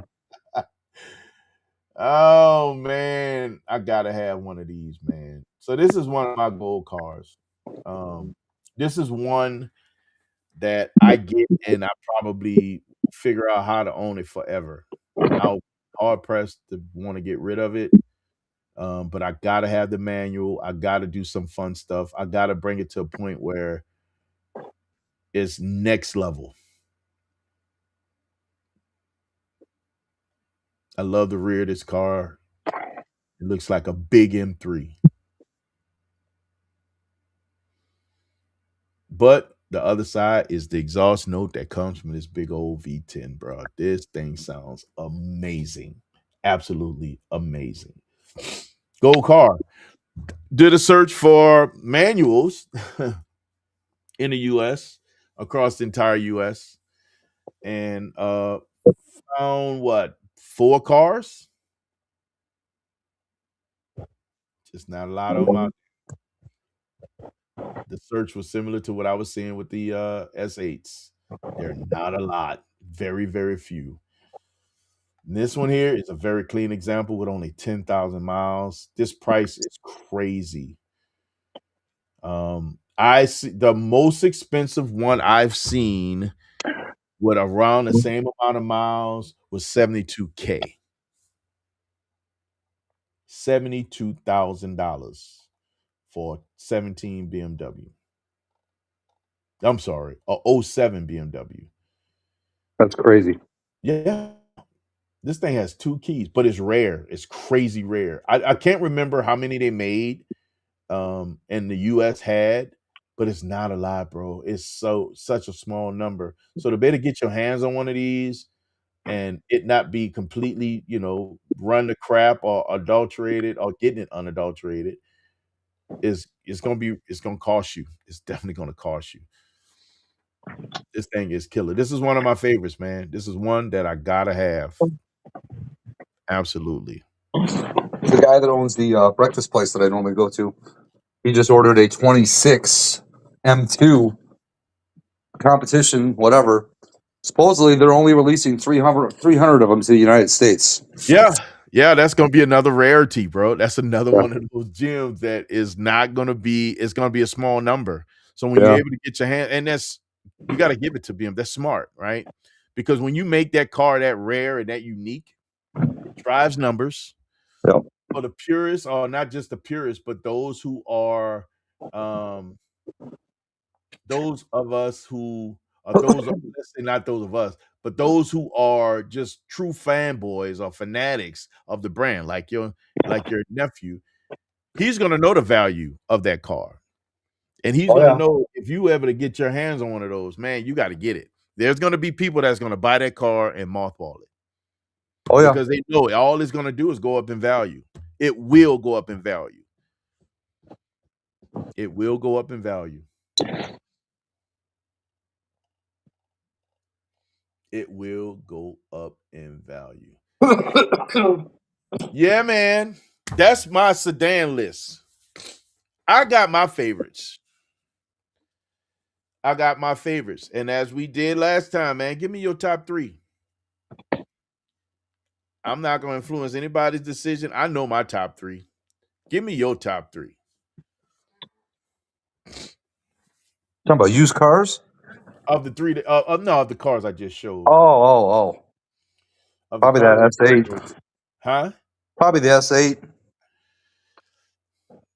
That's Just give definitely me, one of my cars, without a doubt. That's definitely one of my cars. just give me the fastest one. Huh? Just give me the Give me the fastest one. fast. Here's a Anything else that crazy comes thought. along with it's a bonus.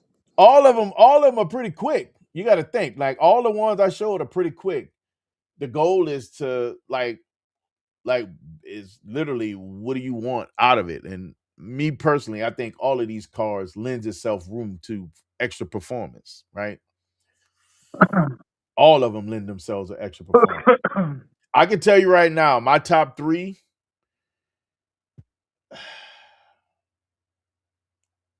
My top three will be across. God, I'm cross. So one is a BMW, one is an Audi, and I'm cross.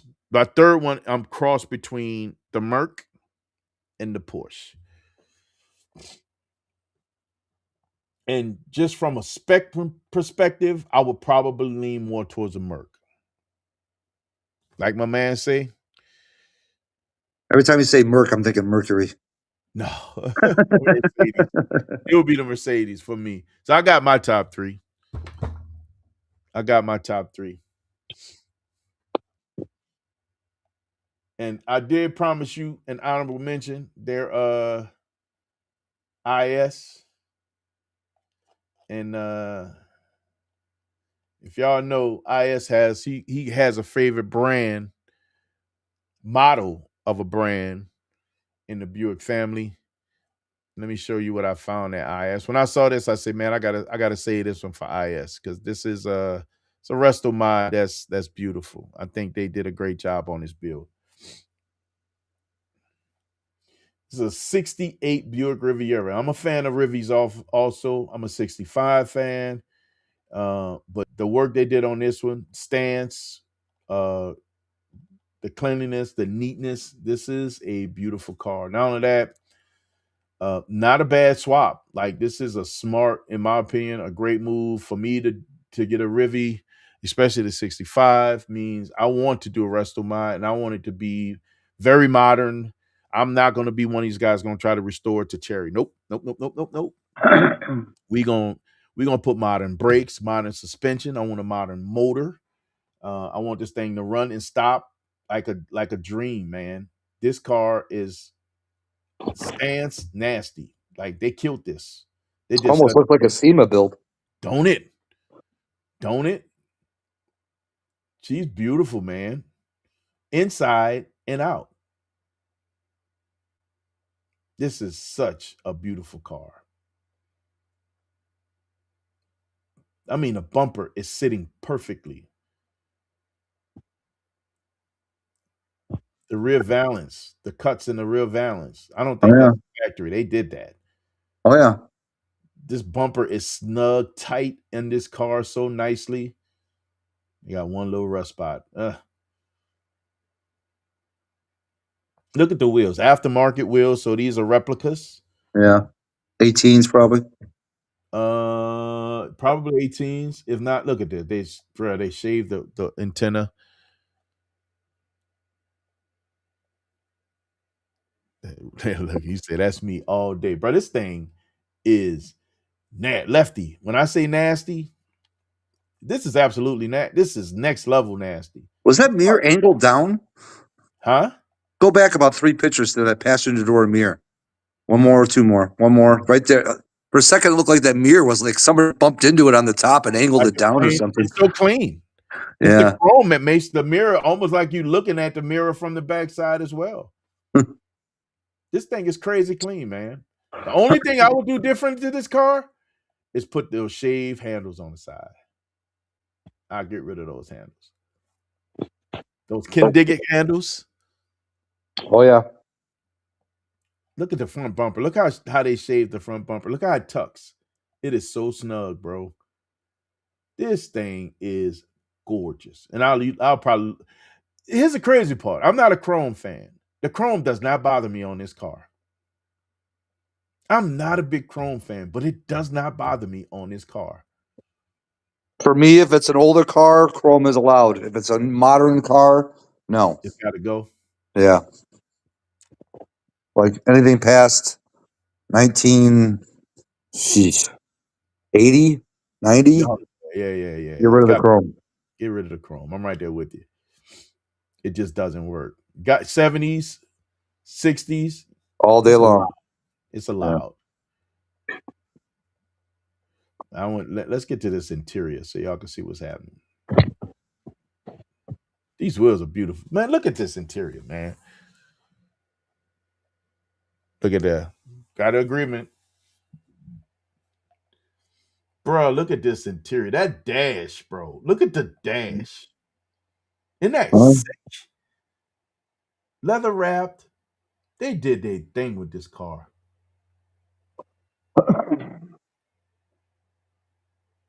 Bro, I would cruise the crap out of this car. This is cars and coffee, cruise nights, car shows, everything. Yep. This is everything. Leather is gorgeous. This is good Napa leather. You can tell this is really good leather in this car. Look at the creases. This is good leather.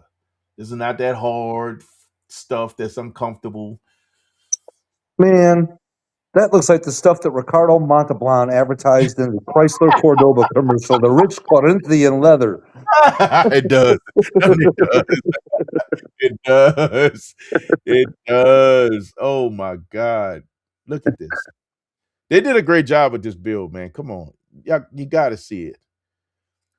I would have loved to see the retrofitted radio in here, the old school radio, not a screen. I'd have kept the retro radio in here, but the upgraded ones, the ones that look retro but still has Bluetooth. I would have preferred seeing that in here. But I get it. I get it. This thing is beautiful. Absolutely. I wouldn't push it away. I'm going to tell you right now. Oh, no. I wouldn't kick it out of bed for sure. I kick this one out of bed at all. I'm so glad they didn't do the red on. Yeah, same here. I think this is perfect. I think this is absolutely perfect. Oof. Bro, look at this thing. God, how many bodies you can get in that trunk?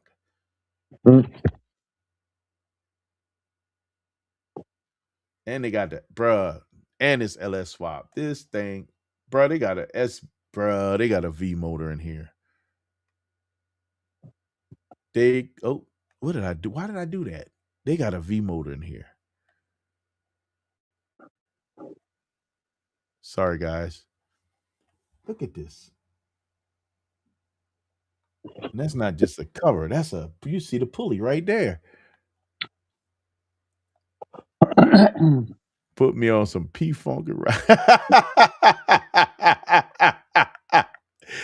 Make my trunk the beat on. I want to get funked up. Come on, bruh. So she's spicy too. That's why you got to have modern brakes. You got to have modern suspension. You don't want to have all that power and can't get on this thing and move it the way you want to move it. That just doesn't make sense. That definitely looks like a SEMA build. It does. It's got some. It's got some everyday red wear like rock chips in different places. That's what it was pointing out, right? But looked like this thing was built for something like SEMA, and somebody started enjoying it. Yeah.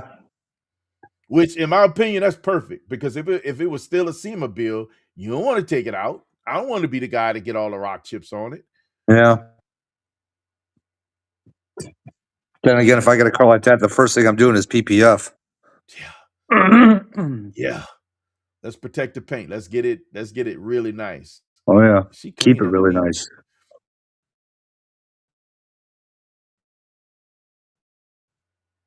Lefty, for you, $1 million. He did the finger. Bro, 2 days left and it's sitting at 33. Absolutely going north of 45. I bet put money on it. Belly. I wonder how many miles they got on this thing. Oh yeah, it's gonna probably go more than that. It's got 1,400 miles on it as it sits. This is an incredible blue. Oh, bro, they staggered 18 and 20. 20's on the rear. Yeah, see, from that shot, it looks staggered. Yeah. The other ones didn't. Oh my God. This is straight nasty. Straight nasty. Straight nasty. That was for you, that IS. That's a true driver's car. I absolutely agree with you. For me, when I do my, and again, and for all who know, the 65 is my favorite year Rivian. I want a Rivian. That's my all-time favorite old school. I want to do something like this with the 65, and I want to be able to drive it. Like you said, absolutely, Matt. I will PPF this car to keep that paint nice, so that I ain't got to worry about messing up when I am in it. But I do want to get out and drive it. Oh, heck yeah. I will PPF it and put that PPF film on the windshield as well, because that's the next thing you don't want to be bothered with is rock chips. I don't want to have to change a windshield. This thing is straight nasty. Straight nasty. Oh yeah. One of my favorites on the whole site right there. It's a good story, man. I got some more for y'all, but that could come later. Give me some more, man. I got to hear what happened, bro. So, congratulations on 2 more payments, brother. Thank you. That's a nice achievement. I can honestly say that, man. Being paid off is always the goal. Being paid off is the goal. That's my big goal for this year, is to be paid off. I don't want to have I still have payments on Zeus. I don't have payments on Pegasus. I want to be in a space where I don't have payments on Zeus. So I'm ready for that. Now I got a couple other things that I want to knock out this year. So that's the big goal for this year. This year we're gonna grind to knock all that out. And I don't have a job, Matt. You don't have a job. Oh, that's right. You don't know.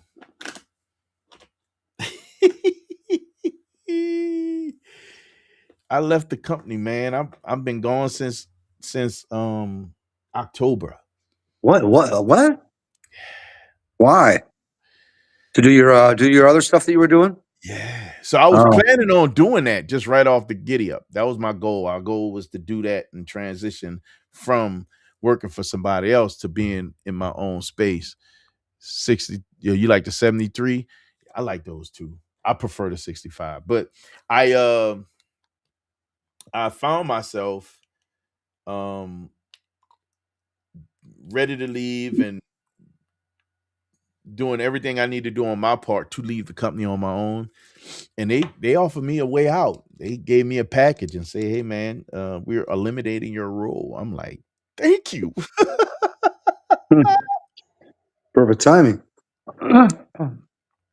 I can honestly say I was ecstatic. I felt the weight of the world lifted off my shoulders. It did put me in a space where I really need to focus on the trading. I had to really get hot on my trading and get be disciplined in what I was doing. Over the time from then to now, although I had some success, I know that I need to work more on my discipline. You know, I still found myself fall into a space of revenge trading. I fall in a space of fear, FOMO trading. That's basically thinking you need to click all the time and get in there and be into something. Um, Although I told myself I didn't have to trade every day, I found myself trying to trade every day still. It felt like an addiction. So I had to learn how to manage that far better so that um, I can be a much more successful trader. And so Pick and this choose your year, battles. yeah, yeah. So Yeah. this year has been a year of discipline for me. So as long as I stay focused and things are going pretty well, we'll talk offline what some of those numbers actually can look like. Because it's yeah, yeah, we about to delve into I'm about to delve into very much so uncharted territory. And as I think about it, I get a little nervous, but I'm ready for it. We're gonna get there. Right. This is gonna be something different, bro. This is gonna be different. So we got two more payments, man. What has been bugging you? Hmm. Well, We start off with a laugh. Whoo! let's put it this way. I've been looking at two cars, Uh-oh. and they're both made by Chevy. Two cars made by Chevy? Yeah. Year. 20, well, if one of the models would be a newer model, like new 1 year old, but new never titled. And then the other one would I know be a 23 to 25 to get one that's more optioned up. two different cars? Same car, different I know trims. exactly what you're looking at. One begins with the Woo! letter E. I kn- wait, say and that again. one begins with the letter E, I knew it. I knew it. I knew and the it. other I one knew it. begins with the letter Z. Z. I know Z06 that E-Ray. I knew what you was looking at. Yeah, I knew it. dude. I So look. So show got it. Show did his last video was why you shouldn't buy or why the E-Ray is a bad idea. Um, I think it was a good show. Makes some really good videos. He makes really good controversial videos. It yeah, draws people in. It open and he his channel is how does he deem it? It's a community, so it's conversational. So leave a comment. They do a lot of back and forth. I yeah. didn't agree with it because I believe in some of the things that he talked about. I implore you to go and look at the video if you haven't. Think it's a good video.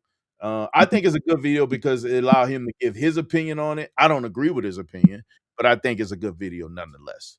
Yeah. Um, and some of the things that he talked about with the E-Ray was that the price, right? How it has come down so far that it doesn't hold value, which I believe is by design. I think the price are correct. The price is corrected on the E-Ray. The E-Ray shouldn't have been as high as it was. I think that there's a spec that you can get that takes it beyond a six-figure round, but you can get those things for 80, 90,000 now, which I believe is correct. That is Yeah, a the one correct I was price looking for at that was car. a 2025 3LZ for 105 or 107. That is, in my opinion, that's New, where that never car is titled. supposed to be. Yeah, That's where that car is supposed to be, right? yeah, Another thing that he talked about was that it is he didn't, and I don't know exactly where he got it from. He talked about mechanics. I don't know if it's from a thread or whom he talked to, but I talked to Paul. Paul is the number one Corvette technician in Illinois and was awarded this, and he's probably even nationwide right now. I don't know, but he got some big award from GM for the work that he's done. Paul is phenomenal. This is the only guy that touches my car. And the biggest hangup that he sees is part availability. The motor is the same motor from the Stingray. Yep. He can work on that. He's worked on those over and over again. If you look at any of his social media, you'll see those things dropped out of those cars, doing all the work. And his biggest delay, even on those, are part availability. So that's the biggest challenge when it comes to that. Yeah. With the electric motors, or the electricity, or the electrified portion of that car, that's plug and play. You treat that like you treat all other tech. You pop the old one out and you put it back in. Yep. Show's concern was cost. First thing I thought about, he's like, man, I would hate to be in that car, and if it breaks, you have to worry about that expense. Warranty. All those cars are under warranty right now, right? Yeah. They still have warranty. If you go to and you get one of these cars, You get an extended warranty. you get the extended warranty. So Yes. you don't have to worry about that portion. You will have that car for 3 to 4 years without letting them do all the maintenance on it, right? Or not maintenance, but taking care of the car if anything breaks. And by then, you might be moving on to the next. I've watched several videos on these cars over the past couple months. I've been watching them since they came up, since Carlisle. Yeah. I've been watching every video, and I still get fascinated with it because it's a performance beast. So many opportunities. Everything I see on the E-Ray, that battery, they say even if it does break, it's not a big battery. It's not going to cost you $4,000 or $6,000 to replace it. You're talking. You can do it yourself. Yeah. Yeah. Now here's my hang up, dude. Okay. If you're looking at a performance aspect, for what I like to do, which is go out on the street and beat cars from street light to street light, it's E-Ray all day long, not even a question. But and every E-Ray is standard carbon ceramic brakes. Yes. Another huge plus. Yes. But the Z06 8600 RPM unique motor, the sound. The sound sounds like a Ferrari. Yeah. I mean, it's just insane. But here's the crazy part. Oh, go ahead. I'm sorry. I interrupted you. Go ahead. Yeah, that's fine. I was just going to say, the Z06, that's more of a roll race car than a 0 to 100 car. Honestly, it's still a 0 to 100 car. It's not as quick as It's not as quick as the E-Ray because of the all-wheel drive and the electrification, right? Yeah. But still, in a quarter mile, it's about the same. It's about a tenth off. It's about the same. And if you go any further than that, it's going to pull. It's going to eat them up. It's going to tear them up, right? Yeah. Now here's the downside. I got something for you. In a road race, because the Z06 has what, 400 and something foot-pound torque, if that, 3 something, right? No, it's 430 or something like that. 430 something foot-pound torque. So in a road race, now although I don't consider myself that big time car content from a Corvette guy, I don't do all the car content, right? Yeah. But from a roll, you put the C7 and the C8 next to each other. From a roll, C7 wins. Oh yeah, if it's a C7 Z06, probably yeah. It wins. From a roll, it beats that beautiful sounding car. From a dig, no, it can't, because the motor in the rear, it has a possibility for way more traction. On a track, possibly, right? Yeah. But from a dig, no. And the handling on that Z06, next level. Next level. It's going to tear. This thing rival Porsche. Yeah. The Porsche is the standard, right? See, everybody's chasing anything on the track, from the Mustang to the Z06. They've been chasing after Porsche for a long time. Yeah. And those two, definitely the Z06 knocks them out. Now, the E-Ray has the capability of that same track performance. It's just 400 pounds heavier. Plus, the E-Ray is tunable already. Yes. Okay, I got you. I got one for you. What I just saw, and again, I'll tell you, I watch a lot of this content because I have not put the E-Ray to bed. The only thing as a possibility for me, the E-Ray was a stronger choice for me, way more than the Stingray. The Z06 became a choice because the motor and the sound, right? Yeah. The E-Ray, although you lose the sound from the Z06, the E-Ray became way more interesting when we went to what I learned about at Lager. Who is it? Who is it? Brink of Speed. No, Lingenfelter. Oh, Lingenfelter. Yeah. They Yeah. have a kit that for the Stingray, a supercharger kit that they have for the Stingray. God, who is the other one that makes the superchargers that people swap out the Z06 supercharger for their brand? I can't think. The My brain, Whipples. not Whipple. Eaton. No, it's the wide one, not Eden. Um, Why can't I think of the supercharger? God dog it. I should know this. I know. I don't know why it's not coming to me. You said the stuff.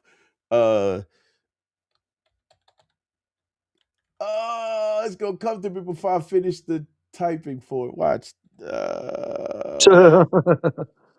You're not talking about like a Pro Charger or anything like that, right? Nope, not Pro Charger. Or ESS or anything. Nope. Magnuson. Why can I think of Oh, that? Magnuson, yes.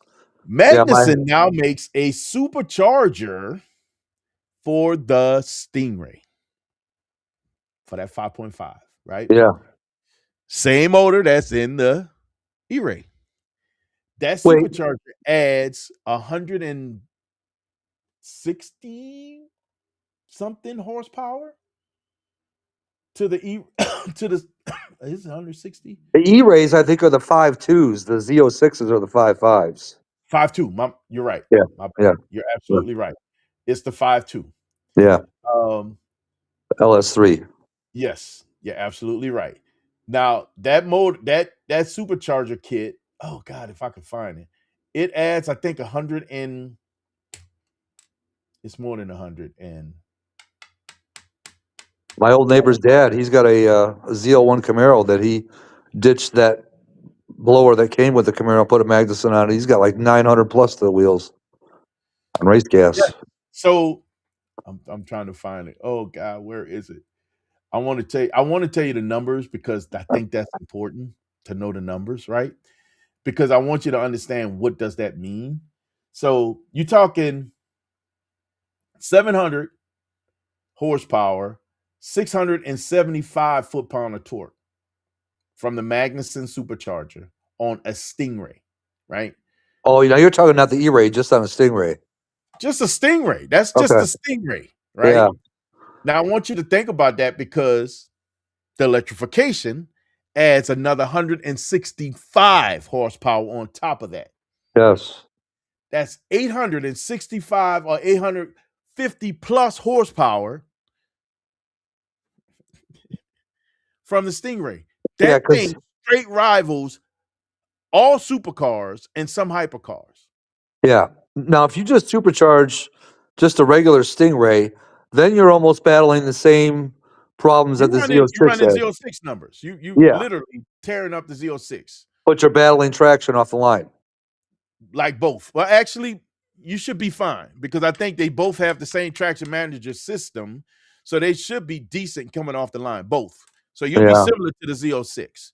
See, that's the thing I've seen. A lot of the Z06 videos I watch, that's the biggest complaint on that car is, it not hooking off the line. Well, imagine that car with the mid-engine not hooking. So imagine when I go through. Yeah. If I could hook, that thing will be stupid. And it's hooked a few times, even while rolling. I've cut the tires. I've heard chirp from my tires as high as 80 miles an hour in my car and chirp the tires. And I did nothing but admit I have not done any work. And I still want to take this thing to 700 plus. But I've chirped the tires at 80 miles an hour. In an automatic. Here's what I want to know. Say you put a set of Mickey Thompsons or something that will fit those wide ass rear wheels on that Corvette. And get that thing I don't think you're going to be battling too much traction then. Oh, I don't think so. I'm just afraid to have we get rain here. Oh, well, yeah, but I don't want to I don't want to feel like I'm on an ice rink. Yeah, well, I've driven in the rain in Mickey Thompson ET Street SSs. If it's not a deluge and you drive it easy, you're fine. Obviously, if you get caught in a downpour, you might as well just pull over and wait. But I yeah, may, and you know what? I may have to explore that. Maybe I get a set of. I think Ray got rid of his. I have to think. I can't do it now because I don't want to put Ray in no bind, especially if he getting them sold. But I would love to eventually. I can't buy nothing right now because I told myself I can't buy nothing until the fourth quarter of this year. But I would want to get a set, and especially once I get to the fourth quarter, because I do want to take Zeus to the next level. So I do want to do pulley. I want to put that big gulp area. I got the big gulp in the garage. It has to be tuned to put that on there. yep. And I want to do intake, pulley, and tune. And also, I'm also getting a chiller. I got the chiller is already paid for. I just got to go and get it installed. That was my next question. The cooling. Yeah, I got to go get that done at Cetera. So that'll answer or solve So, all the problems that happen from creating new power. are you talking about like a heat exchanger intercooler, or are you talking about like a killer chiller? A chiller? Killer chiller. Yep. Yeah, that's where it actually hooks up to your AC system and uses the AC to cool it. Well, That's the killer. it has a tank and everything on there. Oh, so that's a different setup then. Yeah, it has a tank. It's a tank chiller. Oh, like an ice tank chiller? Well, not in the back, but it's under the hood. Huh. Okay. Yeah, I know what you're talking about. So that's a smaller one. See, I'm not a fan of that because A, it's a small tank if it's under the hood.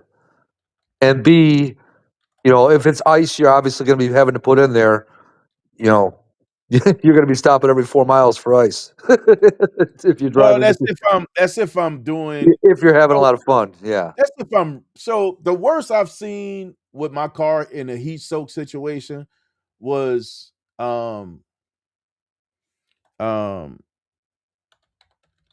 was at when we went to God dog it, where we went to Detroit. Me and Show went down there and we were in all that in the cruise, Whitworth cruise night or whatever. So we doing the Whitworth cruise and doing 5 miles an hour in that heat for miles. Yep. Man, Zeus was dying. Zeus Yeah. had no power. So I could not wait to get on the highway so I can actually start cruising so that thing could actually start waking up a little bit again. Because it was dead, man. It wasn't doing nothing was happening fun under the hood of that car at that time. So when I'm getting this is gonna help. I mean, I'm not gonna be on the track doing a bunch of crazy stuff. This is just gonna be that extra level of precaution when I'm out there having fun. I've never run across. That was the only time I ran across heat soak. The only time. I've had that car for 3 years. And that's another thing that made me think about what my next car wants to be. I already have a supercharged car that in the heat gets heat soaked. I want naturally aspirated, warranty, streetlight to streetlight car. Both of those, bro. Like both. But it depends on what you want out of coming out the rear. Because you can get really good sound out of the E-Ray. Yeah. You still can get beautiful noise out the E-Ray with the right exhaust. You can. You can see now here's everything else. Here's my quandary: is if I get a E-Ray or a Z06, the 500's got to go. If I decide I just want to get like a nice 500 horsepower muscle car that I can get for 50 or under, then I could probably keep the 500 and still get the muscle car. But dude, that zero to 60 and 2 point whatever, anything with a 2 in front of it sounds so amazing, enticing. Oh yeah, dude, yeah. Like I said, the fastest I got my car has been was 2.9.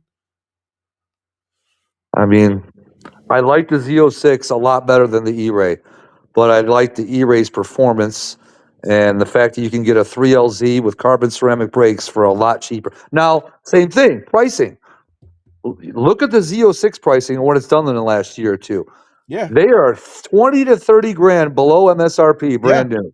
Yeah. You know, Yeah. where are they going to be in 10, 12 months from now? Because that's probably where I'll be when I'm ready to finally make a decision. That's what my curiosity is. It's still coming down. And I think this is a great when I said there was one thing that I said in my comment was that the market was righting itself when it came to Corvette. But here's another thing.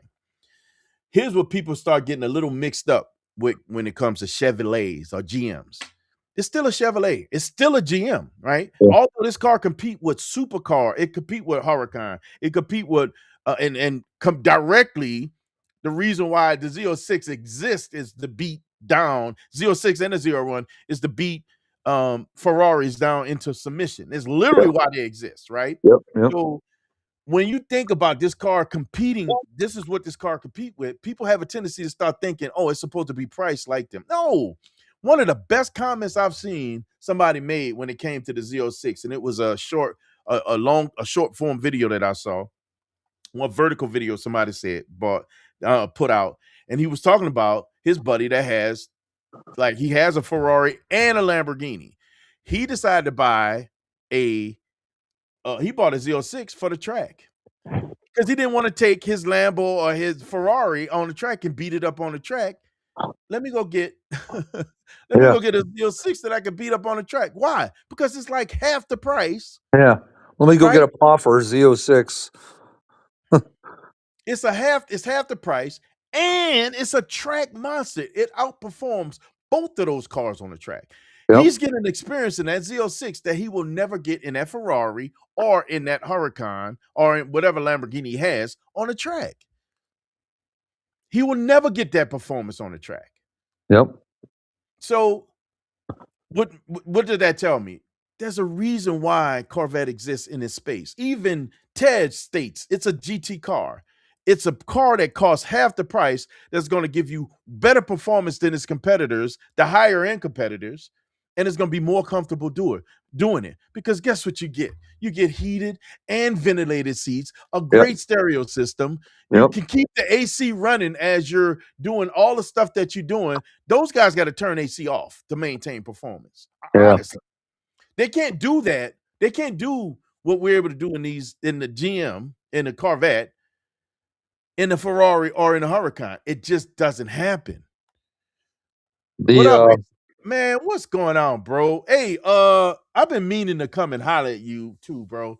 I got a whole lot more time on my hands. I've been meaning to come and visit you at the shop. I may come and do that probably tomorrow.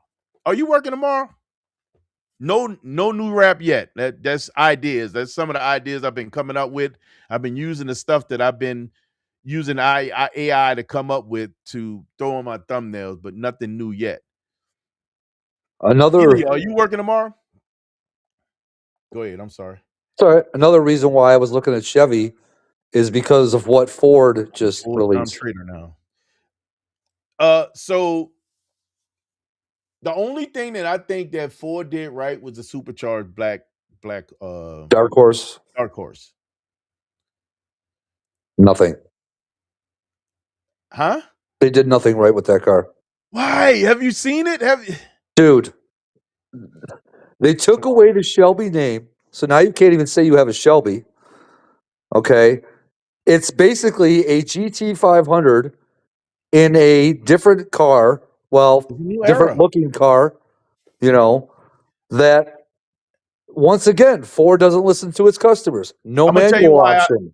I'm going to tell you why I support the decision, right? I support this. Well, I agree with you on the same line as I agree with anyone that says that the C8 should not be named Corvette. It should be something different, right? Oh no, I'm not filming. I'm literally I literally come to see you, man, so we can talk. I want to see the shop. I'm coming there so we can talk, man. I haven't talked to you in a while. I haven't seen you in a while. You haven't been here. You haven't been live. I've been seeing your video. I'm watching your videos. I've been watching the C6 build, and I'm loving it. I love the garage build. You're doing some great stuff, and I just want to catch up with you, brother. That's all. But you say C6, that's another car that I was looking at was a C6 ZR1. Those are going for 80 to 100. Yes, bro. For how much? 80 to 100. Yeah, actually most of the ones I've seen been over 100. Well, I've seen ones that are low mileage for 90 to 100. That's amazing. Oh yeah. Those cars have set over six figures for so long, and if you put a little miles on them, yeah, they will come down. That's one of my gold cars. That's to me, that's the king of Z06. I love that car. I would love to own a Sounds amazing. ZR1 or Manual ZR1. only. Oh Yes, yeah. yes, looks Yeah. amazing. Yes, still Yeah. a very iconic car. Yes, I Yes. would take that one over the C8 Z06. Would you take it over the E-Ray? Yes, just Yeah. as just from a pure love of the car. That Yeah. car is absolutely amazing. Yeah. That car is you got to understand, to get that car, I would have to trade my car and pay money to get that Yeah. car. Yeah. I looked at the C7 ZR1s, but they are still Still way way. up there. There was a Yeah. C7 ZR1 on Bring a Trailer. You talking about the $400,000 one? Yes. Yeah, the one that's never been titled, the orange one. No, there's a white one on there for 400. Oh yeah, Also, I saw an orange 700 one. miles. No, I saw the orange one that's never been titled. That's why he wants 400 grand for it. What's going on? What happened? Man, just living, brother. Just living life. Just trying to, living my best, trying to live my best life. Yeah, This is a that grind 400 year for grand. me, getting some things. I'm doing my own thing now, bossing up. So I'm just grinding, brother. Just grinding. Again, of course, you don't even know. We got to play catch up, bro. We got to play catch up. You don't even know what's been going on. Bruh, like for real. Like when I think about, oh my God, Yeah, what does that 400 look like? grand. That's ridiculous. Yeah, yeah. I mean, even the Absolutely cheapest ones, the bananas. C7s, were like 140 up. C7 ZR1s, yeah, they used to, yeah. So you still gonna pay 100 grand, right? More. Yeah, A you still gonna pay C7 over 100 ZR1. grand. Yeah, Cheapest ones I was finding was 130, 140. yeah, Cheapest. yeah. You still gonna pay over 100 grand for it, but it's the ones. Oh no, this is not. It's not my bad. I apologize. It has a few miles on it. Um, a few miles. So it's not exactly 400 grand, but it still got 2 more days. So I think it hit 3. This got 246 miles. Is at 271. She beautiful. Oh my God. I love this car. Yeah, if I was going to get a C7, it would have to be a Sebring orange. I just love that orange. I think the Sebring orange drive the price up even more because it's a Oh, it very does. iconic color. Yeah. Nothing bad, brother. It's all good. I It's mean, all that was that was an option, on that car as far as more for that paint color. yes. Yeah. Yes. Oh, And then, that if is I'm not mistaken, even awesome. some of the C8s were done in Sebring orange. Yes, they do have Sebring orange. As a matter of Yeah. fact, I saw a Z06. One of the first Z06s I saw was Sebring orange. Yeah. I love that color. That's sex on wheels right there. If it's not actually Sebring orange, it was an orange that looked like Sebring orange. Yeah, no, they I have don't know another what to orange. call it that. They have Yeah. another orange that they came out with on the C8s too. I forget what it's called. I don't know if it's called the same thing, but yeah. Yeah. So yeah, They like I said, this car is just the ZR1 has always been the one that takes it to the absolute next level for me. The specs, or every spec, is absolutely jaw dropping in my opinion. From the carbon fiber to the Alcantara, I've never that you just can't skimp on it. Like for example, how do you know somebody skimped on a Lamborghini Huracan? It doesn't have Lamborghini on the dash. That's when you know they're skimping. That's crazy, right? So when I do my research on cars that I'm looking for, and when I'm dreaming a little bit, if it doesn't have, like right here, if it doesn't have Lamborghini right here, I know yeah, that they skimped on that car. You don't see that on any of these cars. Every last one of the ZR1s, C701s, they all look absolute top tier. oh yeah, Every last one. They all have the competition seats. They all have Alcantara everywhere. They all are just beautiful cars. 01 wheels, and of course they doing the classic Corvette stuff. They got the window sticker and everything. The one thing I don't know is if those C7 ZR1s, if those motors were hand built or not. Yes, all of them are. The ZR1s. All of them are. Yeah, I didn't know. I would The say, oh, 06 motors are hand built. Did you know that? yeah, I There's knew a the new ones name on were. the I didn't motor. know if the C7s and 6s were. Yes, C7s are because they're LT5s. They're LT5, not LT4. They have a larger supercharger also. What's the red line on a C7 Z01? What do they max out on the RPMs? I thought it was the same. We got a What, screenshot here. 7 grand, 75? I think it's 74, 70, 75. Oh, here it is. Oh, back one. There you go. No, 65, 65. Sorry. Oh God. It's like when you're used to living above 7,000 RPMs, and all of a sudden you're shifted to 60 anything. But here's the thing: it's still very piercing. So exhaust notes at this level, even in Zeus, God, Zeus blew out mics on the highway when I Yeah. got on, and it wasn't at redline. Yep. So with the right exhaust, it will blow out some mics. That motor makes some noise, man. It makes some freaking noise, and this one makes probably more noise. All hand built, man. All hand built motors. Of course, because of this cover, you can't see who built it, but they all got a name on them. And after having that C7 for that short period of time, and seeing that a lot of the problems that the guys go through with those cars come along with, especially in the automatics. Yeah. You know. Wait. What problem did you have with automatic? Well, it had the oh my God, now I can't remember the two problems it had. It had the oh my God, the thudding. Like if you give from it, the torque tube. huh? Torque Yes. tube? No, it wasn't the torque tube. The torque tube wasn't the problem. That's the weird thing with the car that we had. The shuddering actually was happening because the exhaust was too close to the body or to the frame, and it was making it short out. There's a shudder that happens. There's a shudder that used to happen with transmission also. Yeah. I had that issue, and I had that the recommendation or service bulletin was to change something. I think it was a solenoid in the transmission, and you just had to flush the transmission, and I was fine.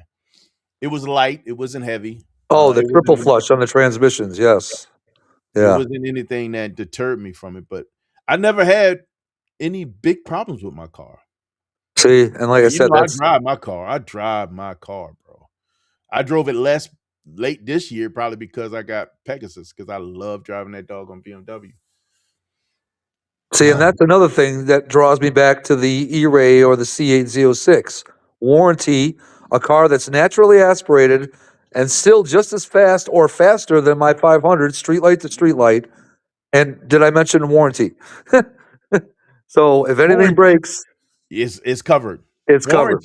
Warranty is in, and you know what? Warranty is important, man, especially with these high performance cars. If we're Yes. gonna go out and drive them and try to do stuff in them, believe it or not, warranty is probably needed more on the cars that people don't drive. They have a tendency to break more Yeah. because you don't take the time to drive them. You got to get out there and drive your car. If you're just driving it, you're not doing so much tinkering. Tinkering can add a little challenge to the life of a car sometimes. But it's just as bad as a car that sits and you don't drive it. You gotta drive it. When I was in the military, we talked about this last week with AB. At the squadron, I was in a squadron with P3 Orions. We were submarine hunters. The planes that broke most were the ones that weren't flying. The ones that stayed on the tarmac, they broke most of the time. The ones that we kept in the air, they kept running. And I believe that's the same for cars. I believe it's the same. Things get brittle, break, snap, leak. So yeah, my plan is to get the car paid off, and goal is to try and get rid of out of all the credit card debt I have by the end of this year. So we this got way I same have a goals, man. We got paid same off car, no credit card debt. You know, hopefully have a good year with the company and frickin' have a nice year-end bonus, and then make a decision from there. My goal is so my financial goals include the same. I want basically, and just as a nutshell, I just want to pay everything that has a reoccurring bill with an end date off. Yeah. So you can't pay off a light bill. That's one of the things you just got to live with.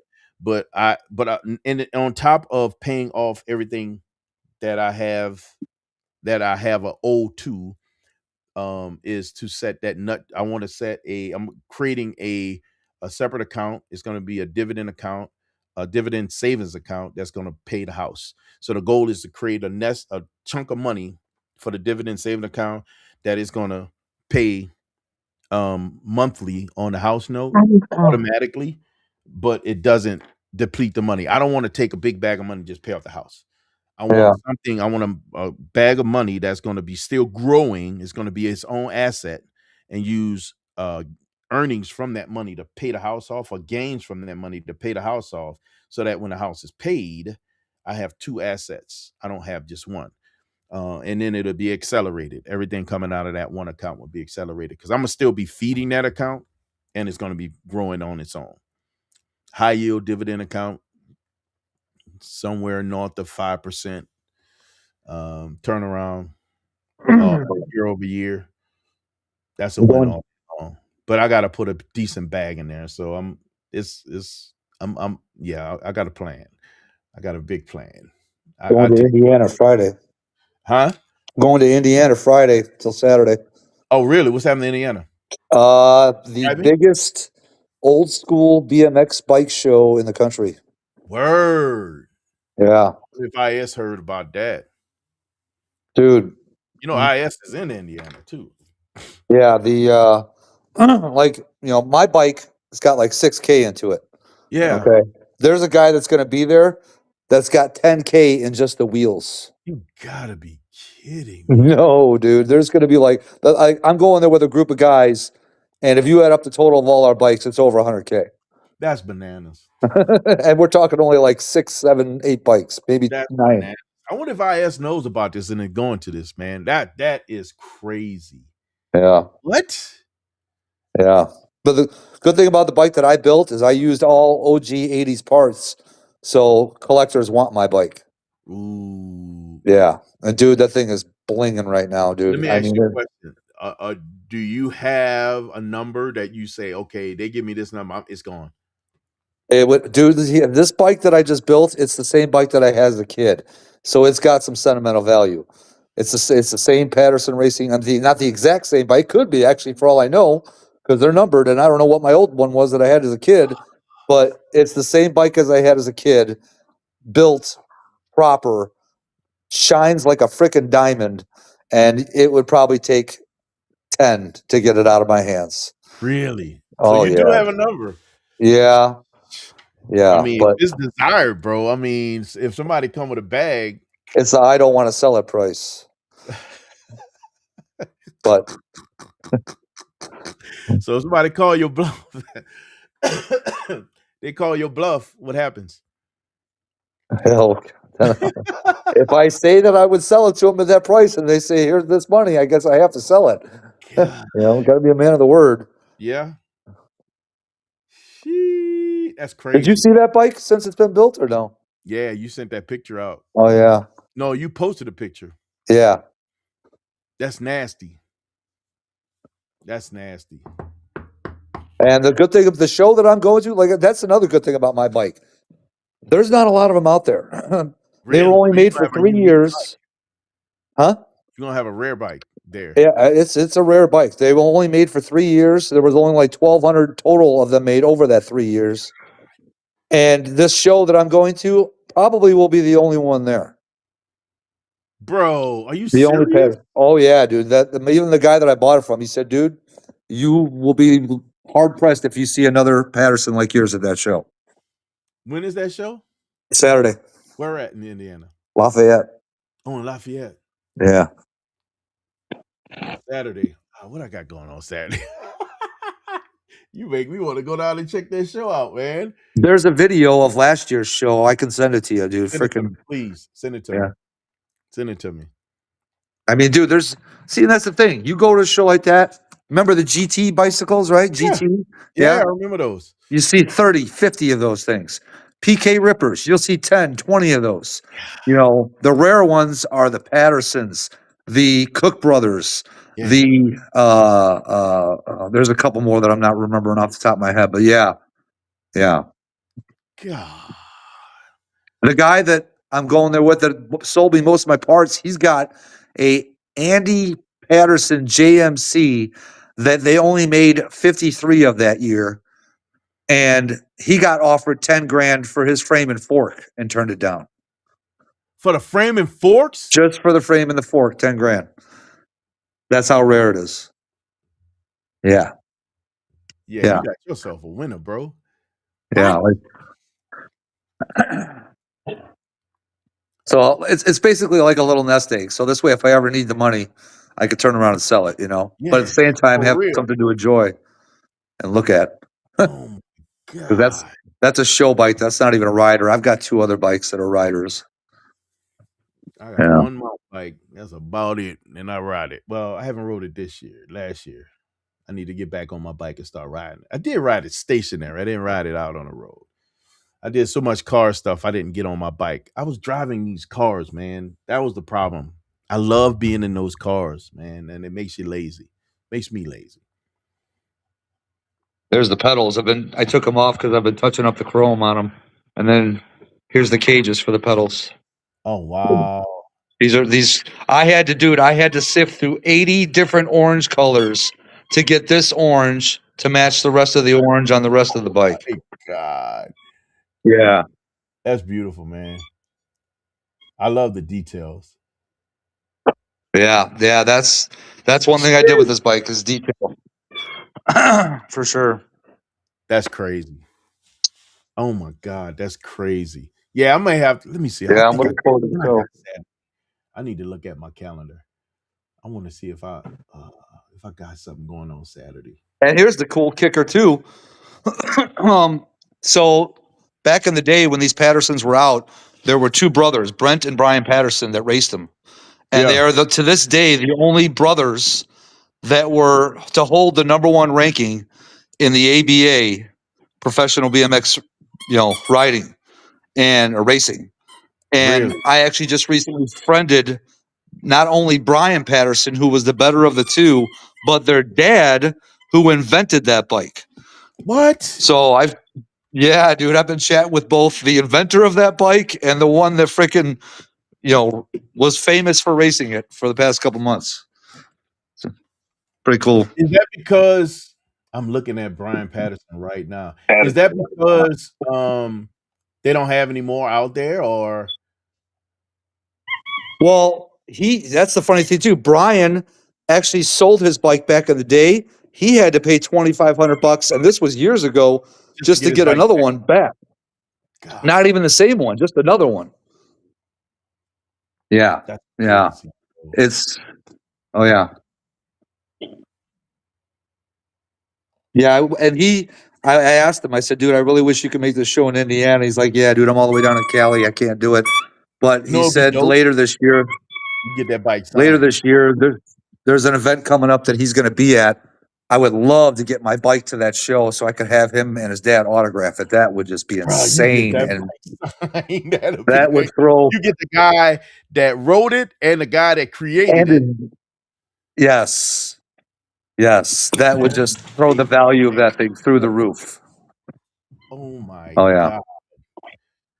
I'm rooting for you on that one. Yeah, the only thing that sucks is that I would have to drive to California to do it because I'm not putting my bike on a plane, unless it's a private plane. You'll have to drive. You'll have to drive. I would have to drive. Yeah. Snowy, come on. I want to play ball right now. I can't do it this year. It's probably going to have to be next year, was to get my pilot's license. I want to get a plane. So if you can wait, man, we can find a way to get there. We can find a way to get that bike there on a plane, a private plane. Get that sucker signed. That'll be fire. Go play with your ball, you damn dog. Sound like he is. No, he's forcing me to play with the damn ball. He's like sticking. He's literally sticking the ball into my lap, Oh God, saying, "Here." Jaxie. That sounds like Jax. Jax does the same. Jax will throw the ball at you. He's slobbering all over the damn thing and then freaking bringing it to you. Jax. But yeah, I can't wait till Saturday, man. That's gonna be good times. I The only want. thing that sucks is I didn't plan on getting a hotel room. I was just gonna get up really early Saturday and drive there. It's 2.5 hours, but then I forgot. Add an hour for the time change. Now we're talking 3.5 hours. I would have to get up I would have to leave by 3:30 just to get there by 7 in the morning. It's a different. I ain't doing that. Time zone. Yeah, it's Eastern. We're Central. Oh, So Lafayette. I said, screw it. I just bit the bullet. I got a hotel room. Lafayette is let me see how far am I from Lafayette. It's 2.5 hours for me, drive time. So I said, screw it. I bit the bullet. I got a hotel room. I'll just go up on Friday afternoon. Not have to drive there in a rush.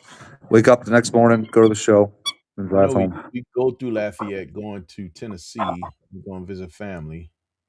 I just don't remember exactly where Lafayette is. Let's see. Where Lefty's at, you said? Yeah, where it is on the map. I'm just trying to. Oh, there it is. Oh, yeah, it's down there. Yeah, it's down there. It's in between It's actually closer to Indianapolis than it is Yep. to Hammond. Yep. Yeah, the sad thing about that is that last year and every year before that show was like an hour from me, right over the border in Indiana, but they moved it to Lafayette this year. Yeah, it's a 3-hour drive, 3 hours and 7 minutes. So that's about, I'll say 2 hours and 45-minute drive for me. Yeah. I'll definitely eat some of the time up. Oh, yeah. And that's my specialty. Yeah, man. That's an hour flight.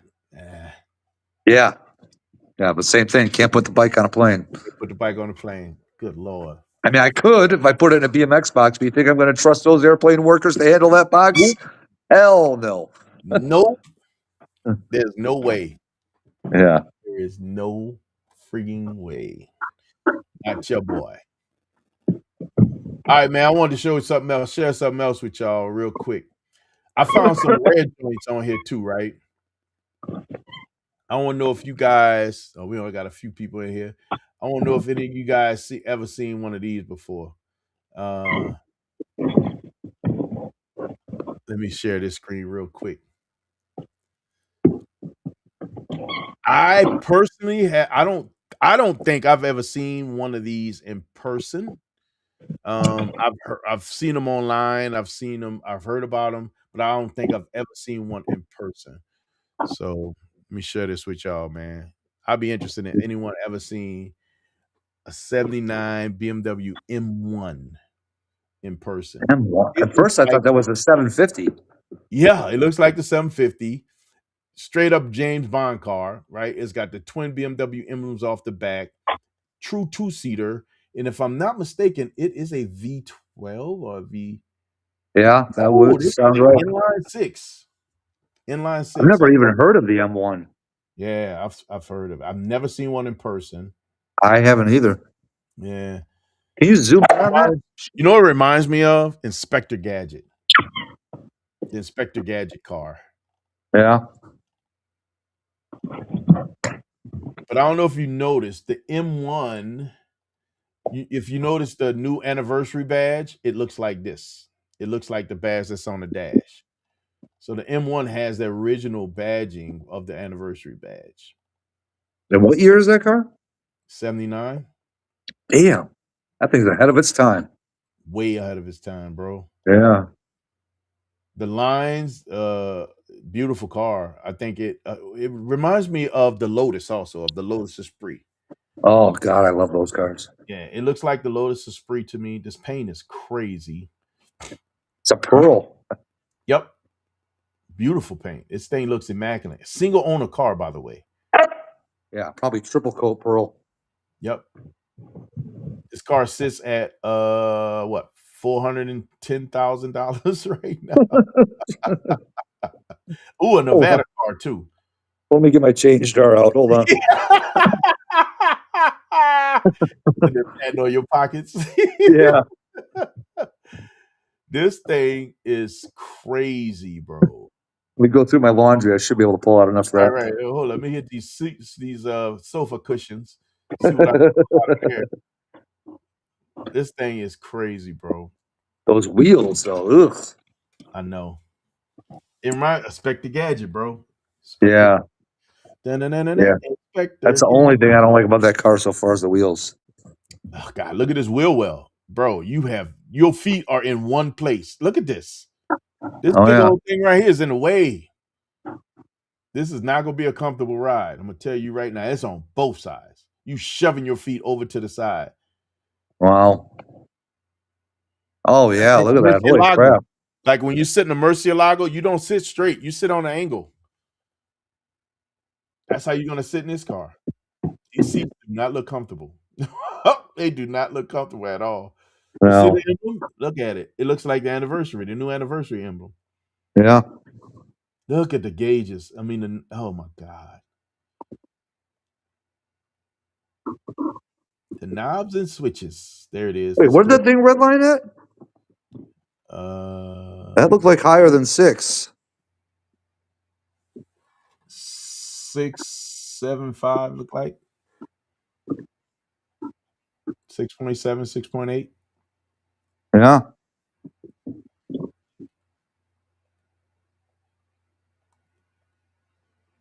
Man, The old look at AM FM radio. look at the cassette. Oh my AB God. and I was talking, man. We had a conversation yesterday, and we were talking about our generation, right?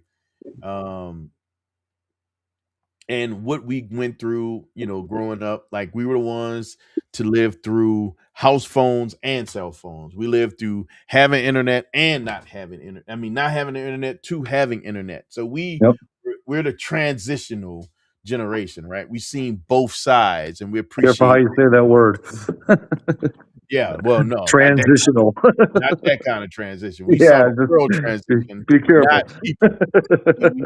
We still good with that, right? So, but one of the things we talked about, and that's funny. I'm just looking at that cassette, and noticing that was, we know what it's like to be in a car and have an 8-track player, right, and hear that clunk clunk as you switching through songs, Oh yeah. and also cassettes, auto reverse, right? Yep. And what caught my attention was we the best, yes sir. What caught my attention was when I was looking at this cassette. I want to see if this rings a bell with you. Like, what does this mean anything to you? What do you notice about this cassette that makes it unique? Not unique, but restrictive. Do you know? Do you know? Do you know?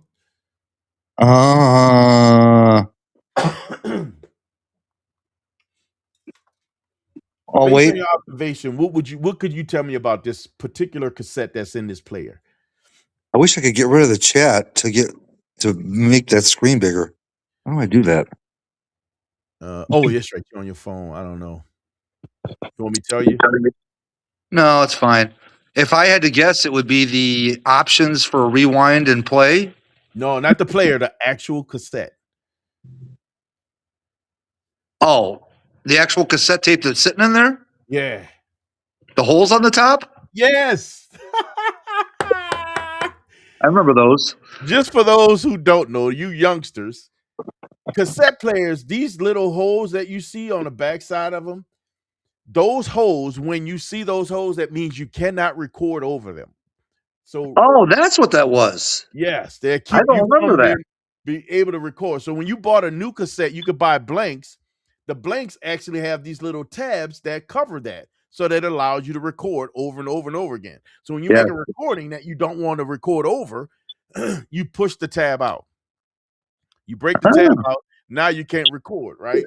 But when Let's you bring bought back some tapes memories. that you didn't want anymore, or old tapes, or you found music that had tapes that had music you didn't like and you want to record over them, you just took a piece of cardboard or a piece of tape, covered that hole up, and now you can record over. The both sides mean is for side A and side B of the cassette that you want to record over or don't record over. That brings back memories. Bruh. We used to take wadded up paper and fill those holes and record over stuff. Oh my God, that brings back so many memories. Remember when you used to have, you would have I the, was the getting ready- cassette in with the record ready on pause. Yep. Just wait for your radio station to play that song, and then you Yes. run into the radio to hit that freaking pause button to start recording. Yes. There it is. Yes. That's how you made your what you call them tapes? Playlist. Your little mixtapes. Yep. Straight off the radio. Wait for the song to come on. You sitting around the radio to wait for songs. Oh my God. Talk about the good old days. Wow. And then you always had that one DJ that would talk over the first 7 seconds of the intro of the song while you're trying to record it. You're like, shut up, dude. Shut up, man. Why you my talking? song? This is my part, right? Like silent, like silent whispers, or what's the other song? The auto noise song.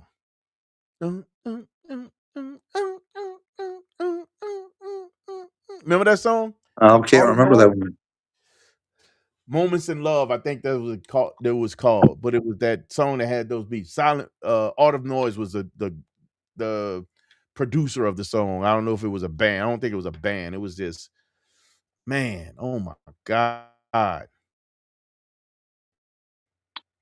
right, well, hey, I got to get these dogs out before they freaking pee right in front of me.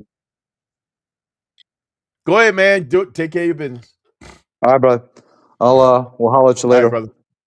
All right, have a good one. Thank you for jumping on. I'm gonna hit you up. Okay. All right, man. All right, Later. All right, man. I got one more. Let me see. I don't know how many who we got in here, man. We got a few people in here. I got a car that I want to share with you. Well, it's a brand. I don't know if you guys have ever seen one of these. I'm gonna tell you, it is a Porsche. He said, I got some saved in my favorite auto noise, man. That was a long, those songs went forever. They last a long time, and it was one of those, what you call our grind songs, right? I got a Porsche for y'all, man. I want to show y'all. It's a turbo, and I want to know if you guys have ever seen one of these Porsches. I can honestly say I haven't. I've never seen a Porsche like this before.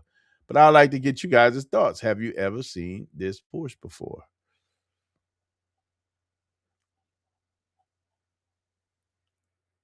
'59 Diesel Junior, they call it. It's a tractor. And it's turbo. It's got a big turbo on the front. Look. Bruh. Tell me if y'all have ever seen this Porsche before. Isn't that crazy? No interior shots, just all exterior. It was a tractor. I can't say I ever knew that Porsche made tractors. I knew Lamborghini made tractors. I never knew that Porsche made a tractor. That's quite interesting to me. Quite interesting. I had a couple more I wanted to share with you guys before we wrap this up. But I mentioned that I'm on Bring a Trailer, and I got a few cars that are my childhood cars, man. If we ever start talking about that stuff, the stuff that I fell in love with as a kid that still would love to be able to get my hands on. Yes, a lot of car manufacturers started. I didn't know that, man. I did not know Porsche started with tractors. I had no idea. You know what? That makes me want to do a little bit more research because you say a lot of them have. I didn't know that Porsche was one of them. Definitely gonna have to do my research, man. Definitely gonna have to do my research. All right, man. So I'm looking for it right now. Where is it?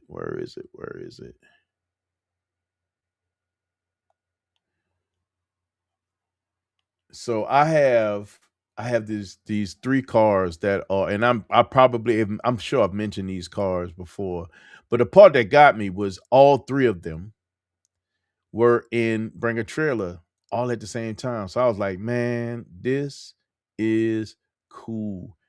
it made me want to just save the three of them as another just a three cars that I thought were my three of my favorite cars that I've always wanted to have and own. So I thought I'd share them with you guys, man. First one, two of them, believe it or not, are Volkswagens. First one is this, the Scirocco. Man, I have loved Scirocco throughout high school for a very long time. This car, even in its condition, in my opinion, is beautiful. And I think it's in pretty decent condition. Classic Volkswagen seats. This dash is so familiar to me. They were all manual transmissions. This car looks like a car that runs and drive but needs some love. Bro, when I tell you, I still see this car and love this car. Would love to own one of these joints one day. I swear. I would want to still own one of these cars. I'm trying to get to the arrow so I could click through.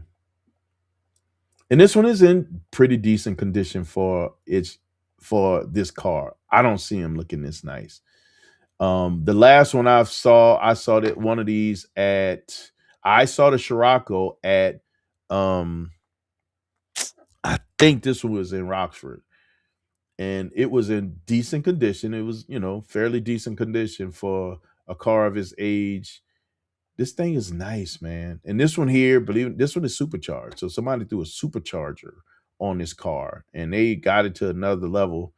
Um, I don't know if that's completely necessary. I don't know if I would with this one because I thought they would just a nostalgic car for me.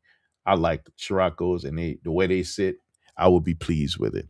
The next one is another Volkswagen that, in my opinion, kind of set in the same class. It was almost, if I had to say, it felt like a predecessor to the Scirocco, and that was the Coronado. Man, I love these cars. And it was the Scirocco and I believe the Coronado that Volkswagen threatened to come out with again. To me, this just looked like a more modern Scirocco. And this is why I fell in love with it. Right? It had more motor. This thing revs up to 6,500 RPMs. I'm trying to see if it has any other stats on it on here. If they have any horsepower numbers, it's the VR6, 2.9 liter. So that tells you something. That's a good stout motor. They were all quick. Um, Manual transmission, of course. Look like they've done some repair to it to bring it's back to its luster. But these cars, I love the look of them. I thought the lines were beautiful. Um, Always loved the Coronado, always loved the Scirocco, but the Coronado again, I felt was like an upgraded Scirocco. I still would love to get my hands on one of these. And I cannot remember. I saw one of these in a show, and I think it was at the rooftop in Lincoln Square. But I think that's why I saw the Coronado, and I still love these cars. I think they're gorgeous. Just a childhood nostalgic car that I would love to own and drive and just enjoy. And on BBSs, it's just classic. Manual, so it brings back that feel. Man. And this one, the interior is just really, really clean. I don't know if these are upgraded seats or not, but this thing is crazy clean. Probably not, because this thing got what, 30 something thousand miles on it? Um, no, it's got 30,000 miles. So that's probably original seats. This thing is in excellent condition. And this is a Euro car. Where is this car located? Good Lord. Oh, this car is in Greece. What? This car is in Greece. That is crazy. My goodness. Yeah. And the last one for my personal nostalgic cars. Let's see. Oh, you said that already. My personal nostalgic cars. And I talked about this man, this has always been one of those cars that it was one of my favorite cars in high school, to be honest with you. It is a Ford, is a Mustang, and it is of the 1989 varietal LX 5.0. I just love these cars. I love the body style. I love the look. One of the things I really appreciate about the car was the exhaust that came out the back. I did not care for the GTs. I thought the GTs, all that body kit and molding, it was always super brittle. Um, One of the parts that I loved about this car, and of course they got the supercharger on this guy. One of the things I really love about this car is that it was stout and police. It was a police car, so they used the car all the time. They told me that they were able to handle a lot, right? Um, I knew a guy that was a mechanic in New Orleans for NOPD, and he told me how they open these cars up, and it didn't take a lot. So it really intrigued me, and I always wanted to get one, and I just never pulled the trigger. Just never pulled the trigger. They weren't the most comfortable cars, but they were quick for their time. They were very, very quick for their time. And what he was telling me what you had to do to get them to open up a little bit made them fast. So this is one of my cars that I felt like I always wanted to own, an LX 5.0 Mustang manual, um, with that dual exhaust. They just sound good to me. This car is not the prettiest, but oh, it brings back memories for me. Real talk. It brings back memories. Third pedal, added security. You got fake guns in the trunk. Yeah, man, this was one of those ones for me, man. I just always love these cars, man. Always love these cars. I know, not too. I don't see, man. I didn't see any comments on the top three picks, but um, I tell y'all right now, my top three was the S8. Still love that car. Was the V10 M5s. Again, two cars I still think I want to own. I definitely want to own that BMW without a doubt. And the last one I'll go with, it would probably be that AMG GT 63.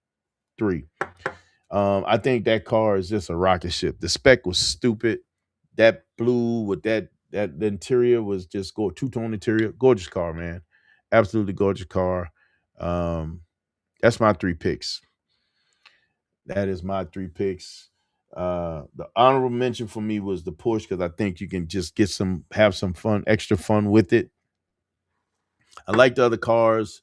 Those are the ones that stood out the most for me.